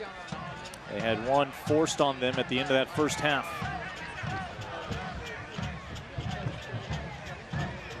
This is an important span here for RGV. They need to get something going offensively. They've seen little of the ball possession dominated by the Bold here in the second half. This is Austin Bold's version of parking the bus. That's exactly right. They will continue to push forward. They will be patient, but they will keep possession in the opponent's final third. You see them just taking their time, methodical in their approach.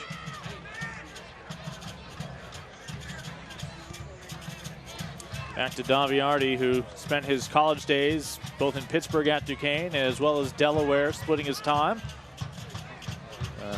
25-year-old from France.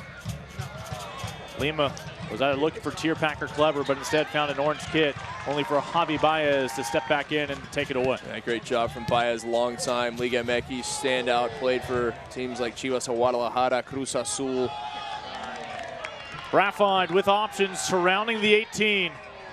Dissects it to Lima, who was hoping Kleber would find a finishing run. Miscommunication, the reaction priceless between the Brazilian forwards. Is one time that Lima was looking to lay it off, Kleber said, I was right here. You played it in front of me.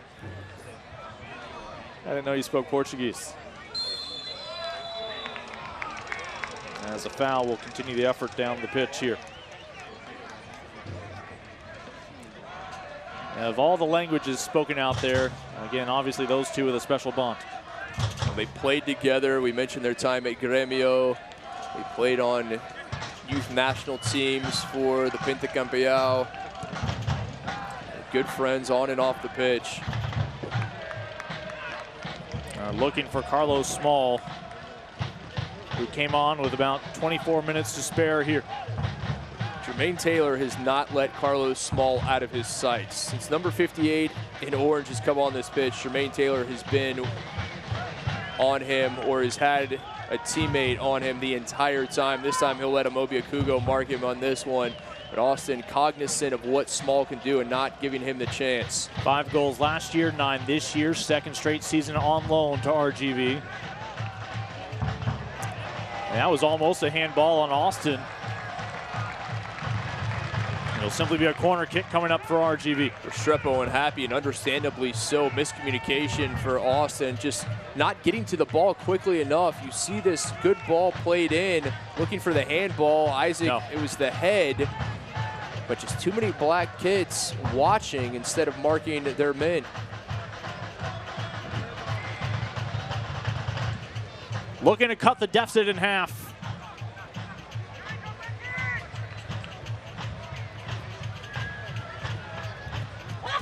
Anything but conservative. You will not see Austin park the bus. At best, you may see them downshift the gear, but that's about it. A second half insurance strike from Lima. After Tierpak set one in, briefly stopped by your second goalkeeper of the night for RGV, Ben Willis. Only to find the ball, get by him.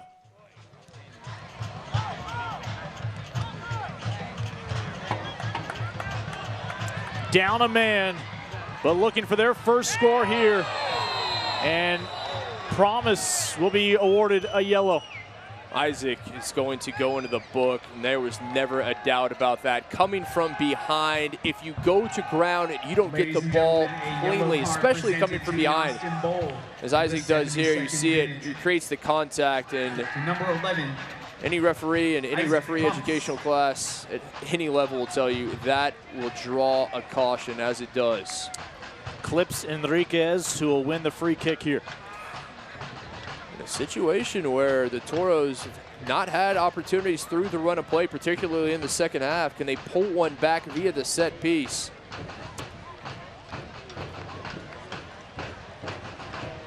Will this be Small or Martinez at the moment? It appears Martinez standing over this as he's going to address it with the right. This could change the landscape of the match right here. You pull back within 1 with 17 minutes to play. It's a whole new ball game. If they can score here, we have a game.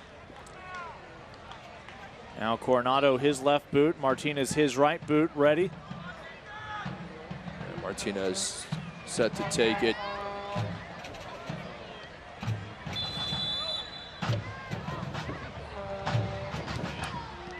Takes a deflection, Restrepo already down to a knee. And a huge turn here is at the very last second. Chris Tierpak peeled back from the wall and went to that post. That ball went right to him, and had he not gone there, this ball may have found the back of the net. Small was there, but Tierpak was there to mark him. Yeah, moments before the kick, Tierpak broke away. as the two men were able to cover more ground on that frame with Small in the area. A great heads-up play there from the local product, Chris Tierpak. He saw where Small was going to go, and he looked like he was going to go there all alone. Tierpak there to join him.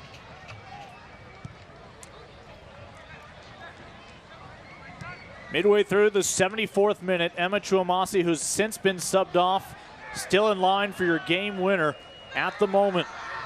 Lima with insurance, his 10th goal of the campaign came here in the second half.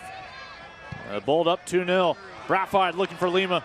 Not going to get the look that time as Castellanos is able to intervene as Andre tried to hop on the bicycle, but to no avail. Austin able to maintain possession even when they're not getting the shots. They're doing the smart thing, going all the way back, keeping it. And now a chance. Not content with a 2-goal advantage. Kleber off of Willis. Give credit where credit is due. Great save from the youngster Ben Willis coming off his line. Able to deflect the shot. And it creates this opportunity building for RGV. And you suspect they could have gotten a closer look. Bird was certainly inching for a better angle towards that goal if they could have found him. Your goalkeeper makes a save like this. McFarland, no one in the vicinity, looking for Kleber. Ben Willis, a great save, and then quickly up the other way with the counterattack. But Jesus Enriquez, a shot from long range, not on frame. The 23-year-old out of Aberdeen, Washington, called into action as your backup goalkeeper. As we'll welcome back Valeri Saramutin back onto the pitch in place of Toma Daviardi. Ladies and gentlemen, a substitution being made by the Austin Saramutin's 22nd appearance this year. Well, just under 1,300 minutes logged for the New Jersey-born, Russian-raised. Coming on, number 27. Grew up in that Dynamo Moscow youth system, played for the Russian U13, 15, and 17 national teams. But give Toma Daviardi a ton of credit. The Frenchman with a fantastic outing, a spectacular 75 minutes. He was a real factor.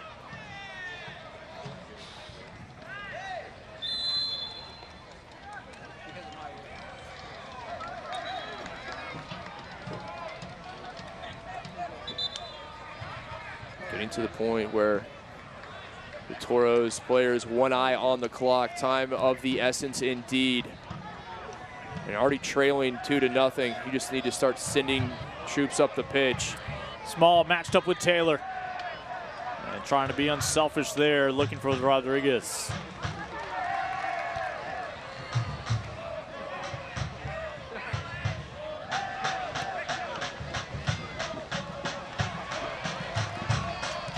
And every time this ball goes back over to the men in black, the men in the orange kits have to work that much harder. Again, down a man all of the second half. Anticipation building. Kleber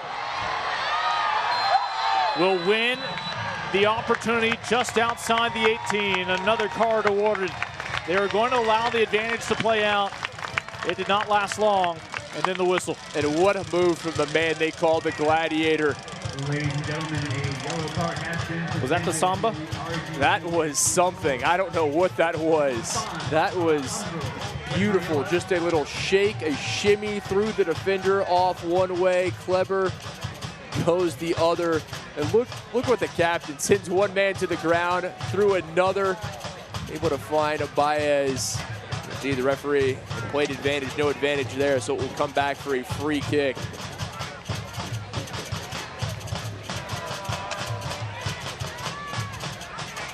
I have a feeling that Lima is just, we saw it in the first half with the free kick. Normally it would have been Javi Baez. Lima, he took that one. He may well take this again. Can Ben Willis come up with another stop here in relief? Lima can't get it through the wall. 2 opportunities missed on set pieces for Lima. That clock still melting away in favor of Austin here at home. Now approximately 12 minutes removed from their first piece of hardware as a professional franchise. They made history earlier this year, making it to the 4th round of the U.S. Open Cup, the furthest any Austin team has ever gone. Ultimately fell to the Houston Dynamo there at BBVA Compass in Space City. Small. And Diego Restrepo. What a save from Restrepo. He knew there was going to be contact. Small was not pulling away from that one, and he took a shot. Well, you hope that's the wind simply knocked down of Diego with that ball right there in his midsection, but that may not be the case. Restrepo in obvious pain, but that is a save as a goalkeeper. You know there's going to be contact. Restrepo is able to beat him to it, but Small. That's a man who wants a clean sheet, who does already have an insurance goal. 7 clean sheets this season. If he could find his 8th with the Copa Tejas title. 3 of those clean sheets against Texas sides. Well, he played for San Antonio FC. He understands the Lone Star State, the rivalries here. He plays big in these local matches that means so much to the fans. Ladies and gentlemen, soundtrack to Austin Bold football. His head coach there, Ryan Thompson, former Jamaican national team goalkeeper. Goalkeeping coach for the Bold is the newest addition. The youngster, George Acosta, recently signed just this week. The USA U17 player. He's been in Argentina the last few years. It was announced on Thursday of this past week that he would be reunited with his former U.S. youth assistant coach, Marcelo Serrano, here with the Bold. Not officially in just yet. It's RGV with Beckford coming on for the Rodriguez. Yeah, Coach Serrano said Acosta, he fits our concept perfectly. He's someone that knows how we want to play. Great opportunity to bring a top caliber young talent to the team. With Beckford coming onto the pitch, that's yet another Jamaican entering this Texas equation. We saw him come off the bench for 4 minutes against El Paso on loan from Montego Bay. Let's check in with Allie for more. Thanks, Lincoln. Yeah, another youngster in midfielder Deshane Beckford. When I spoke with Toros head coach Gershon Urchvery this past week, he said he was really impressed. Okay, we almost got an almost goal there from the Austin Bold. But when I spoke with Urchvery this past week about Beckford, he said he was really impressed with how dangerous and creative that Beckford was in the final third, especially in the later stages of a game that was very close, very similar again to tonight's situation here, just trailing 2-0. He did say, though, that while they're excited about him, they want to be careful in slowly integrating him into the team and into the games these final weeks of the season. 21-year-old out of Montego Bay. Got great speed, but he is on the smaller side, just 5'7", and listed at 135 pounds, and that is something that they're going to have to change as he gets to this professional level, taking on grown men. Well, before the corner here, they will officially introduce the newest member for the Bold. And I say that. Let's see if the corner takes place first. Acosta will be coming on for Tierpak, and it is going to take place before the set piece. One of the fan favorites, a local hero, former Dripping Springs Tiger, Tierpak. It's a big hug from his coach and a round of applause from the fans. So Acosta comes on, second sub tonight for the Bold. They lead by 2 goals.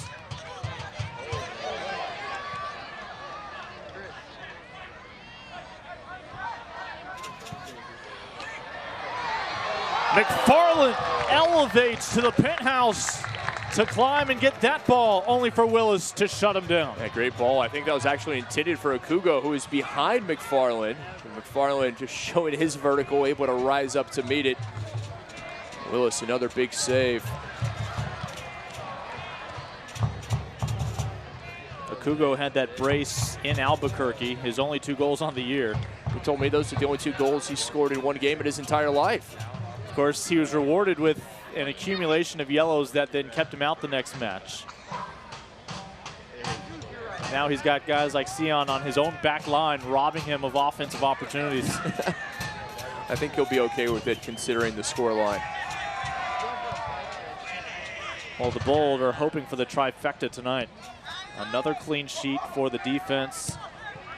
That is still in question, as the Restrepo has this one settled.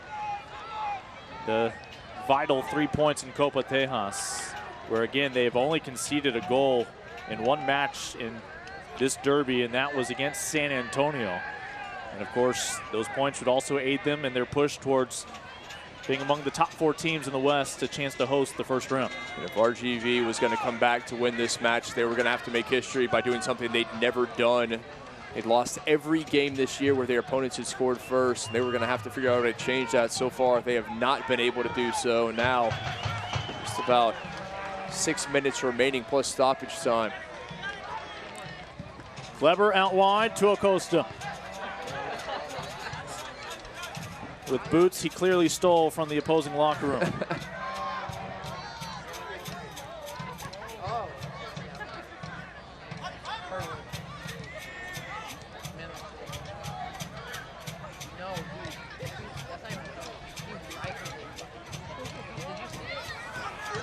You can tell Kleber really trying to get involved in this one. He's desperately looking for a goal. Okugo hurdling every obstacle thrown his way.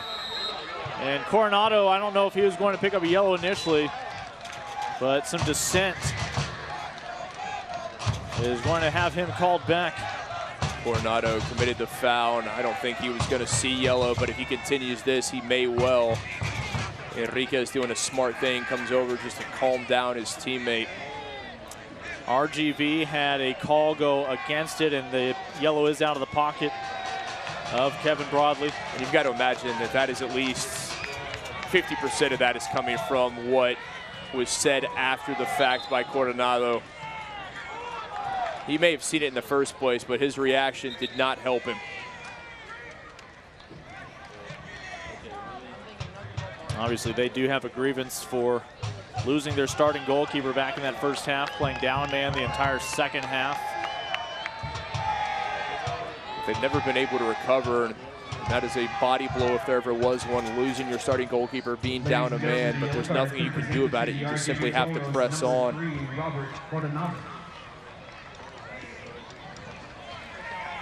We'll learn soon enough how much additional time there will be factoring into this Copa Tejas clash, your de facto championship. Each team came into Austin tonight knowing if they claimed the victory, that the cup would go along with it. Bounces right back to the bowl. A corner kick coming up for Austin. Brafide that time, looking for the back of the net. And he will win the corner with the deflection. Well, usually this is Brafide's ball, but Acosta says, I've got it. See if they have a short corner to Javi.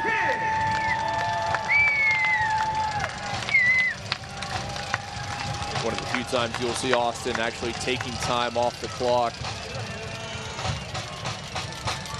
They want it all. They'll take it all. 3-0. Promise Isaac factoring in. Great service from the youngster Acosta. Had been on the pitch for a matter of minutes, but no one marking Promise Isaac. Wide open at the near post. Not a Toro there defensively, and just too easy for the former Nigerian international, and that will do it. 3-0. The Bold minutes away from securing the first ever Copa Tejas. Led Nigeria to that silver in Beijing. It'll be a little bit different silver that they'll collect tonight in the form of the Copa Tejas Cup. You saw it. No one there defensively. Nothing Willis could do about that. Hung out to dry by his defense was the Toros goalkeeper. How about George Acosta with the service? Young player comes off the bench, makes an immediate impact. As talented as this roster is, to have a young player with his talent will certainly be a huge asset. They look to make their playoff run.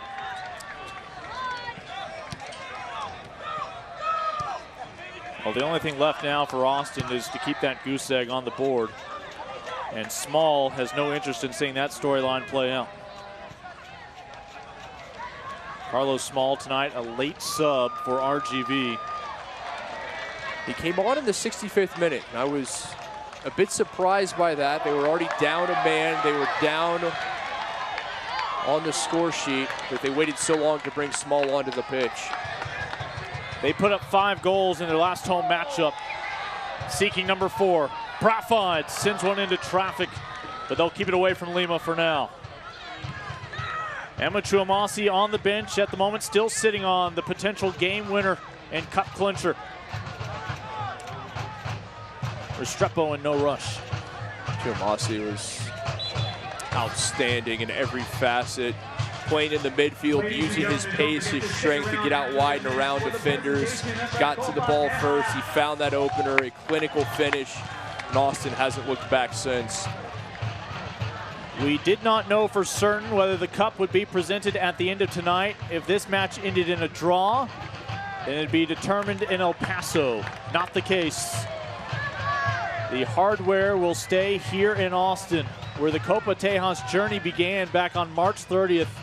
The first ever clash involving San Antonio FC and this Bold side. It was a 1-0 victory for Austin. Now the only question, how much time, how many minutes of stoppage time before Austin are able to hoist the cup? Clever.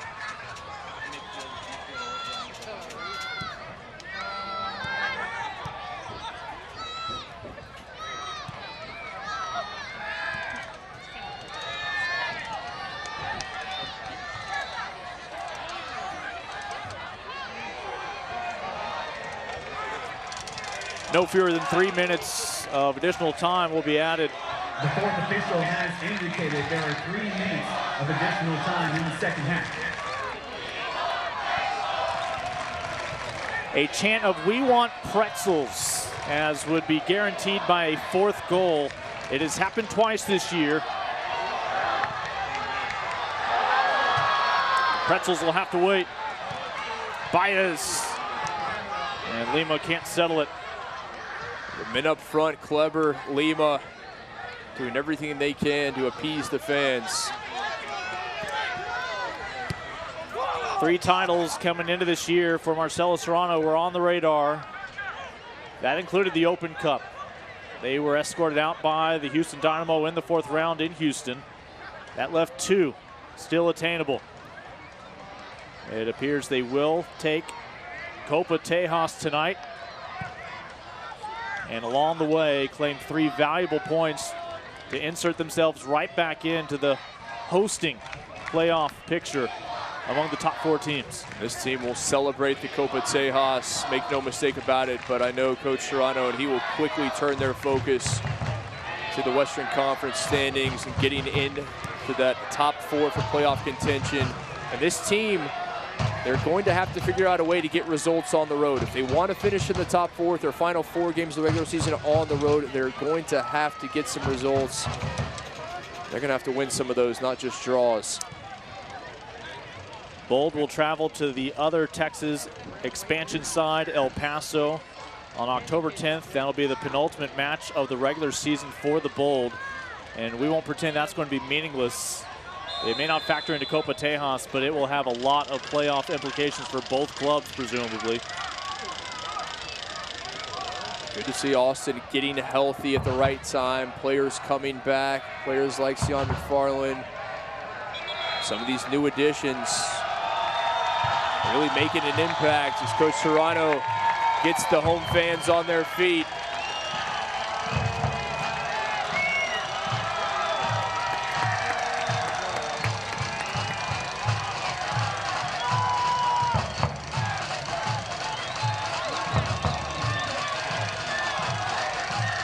Bold waiting for the final whistle. You see the supporters from all across the state of Texas. Truly the heart of Copa Tejas. It came down to these 2 teams.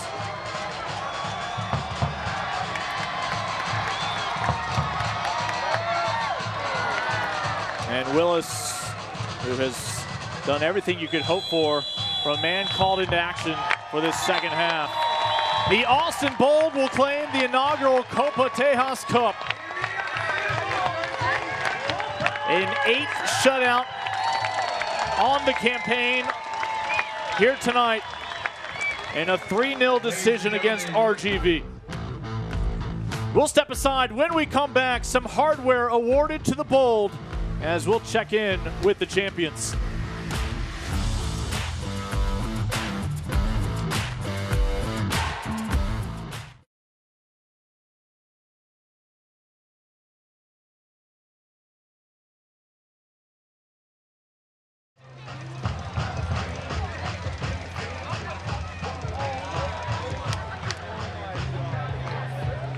Thank you again for attending tonight's match against the RGV Toys. As 5% of tonight's ticket sales will be donated to Dell's Children's Hospital. We appreciate your support for the Austin Bowl and the Dell Children's Foundation.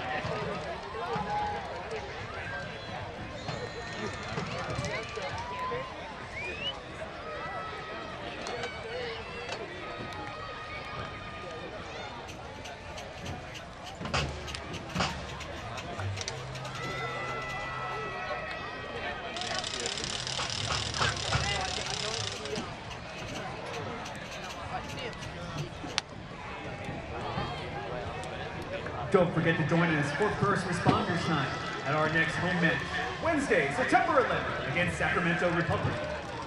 To purchase tickets, please visit austinboldfc.com or call 512-872-8700.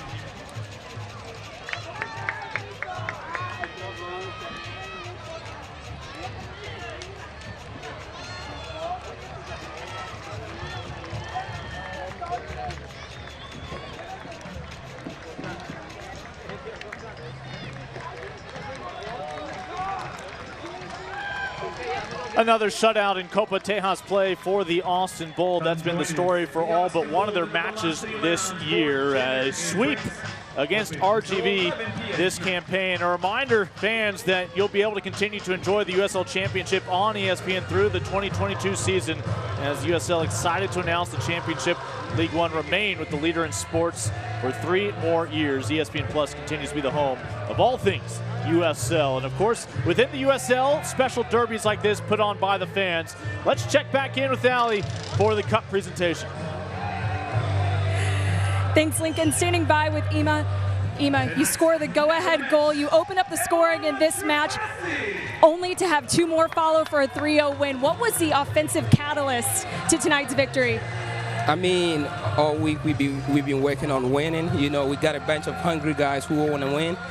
First-year franchise, a lot of experience, a lot of young guys like myself who want to take the next step. So we just want to win, and we started off strong. And luckily enough, I was able to score, and we got 2 more. So we just came and did our job. This club, in their first year, takes that next step by winning the first ever Copa Tejas trophy. What does that say, given all of the adversity this team has faced with injury, about the resilience of this team? This group is all about next man up, you know. We've had a lot of injuries, but guys are hungry. You know, everyone wants the opportunity to play. So whenever someone is down, the next man is ready to go. And we've been showing that since day one. And, you know, it's paying off for our organization.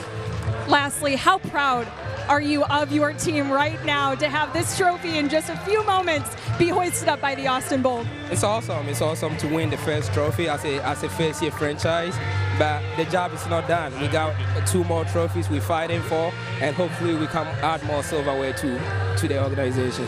Thanks, Ema. Go enjoy this win. Thank you.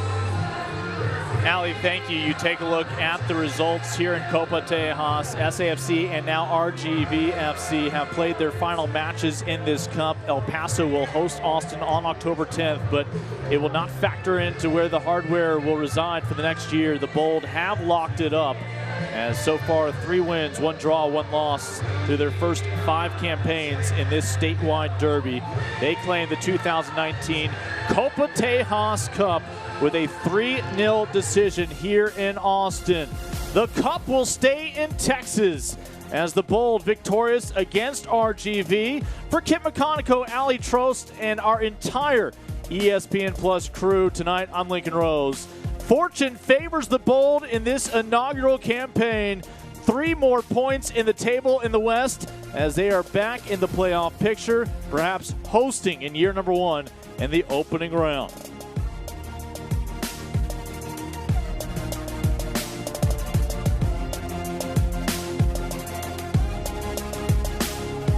copyrighted telecast of the United Soccer League Championship cannot be retransmitted, rebroadcast, or reproduced without the expressed written consent of the United Soccer League Championship.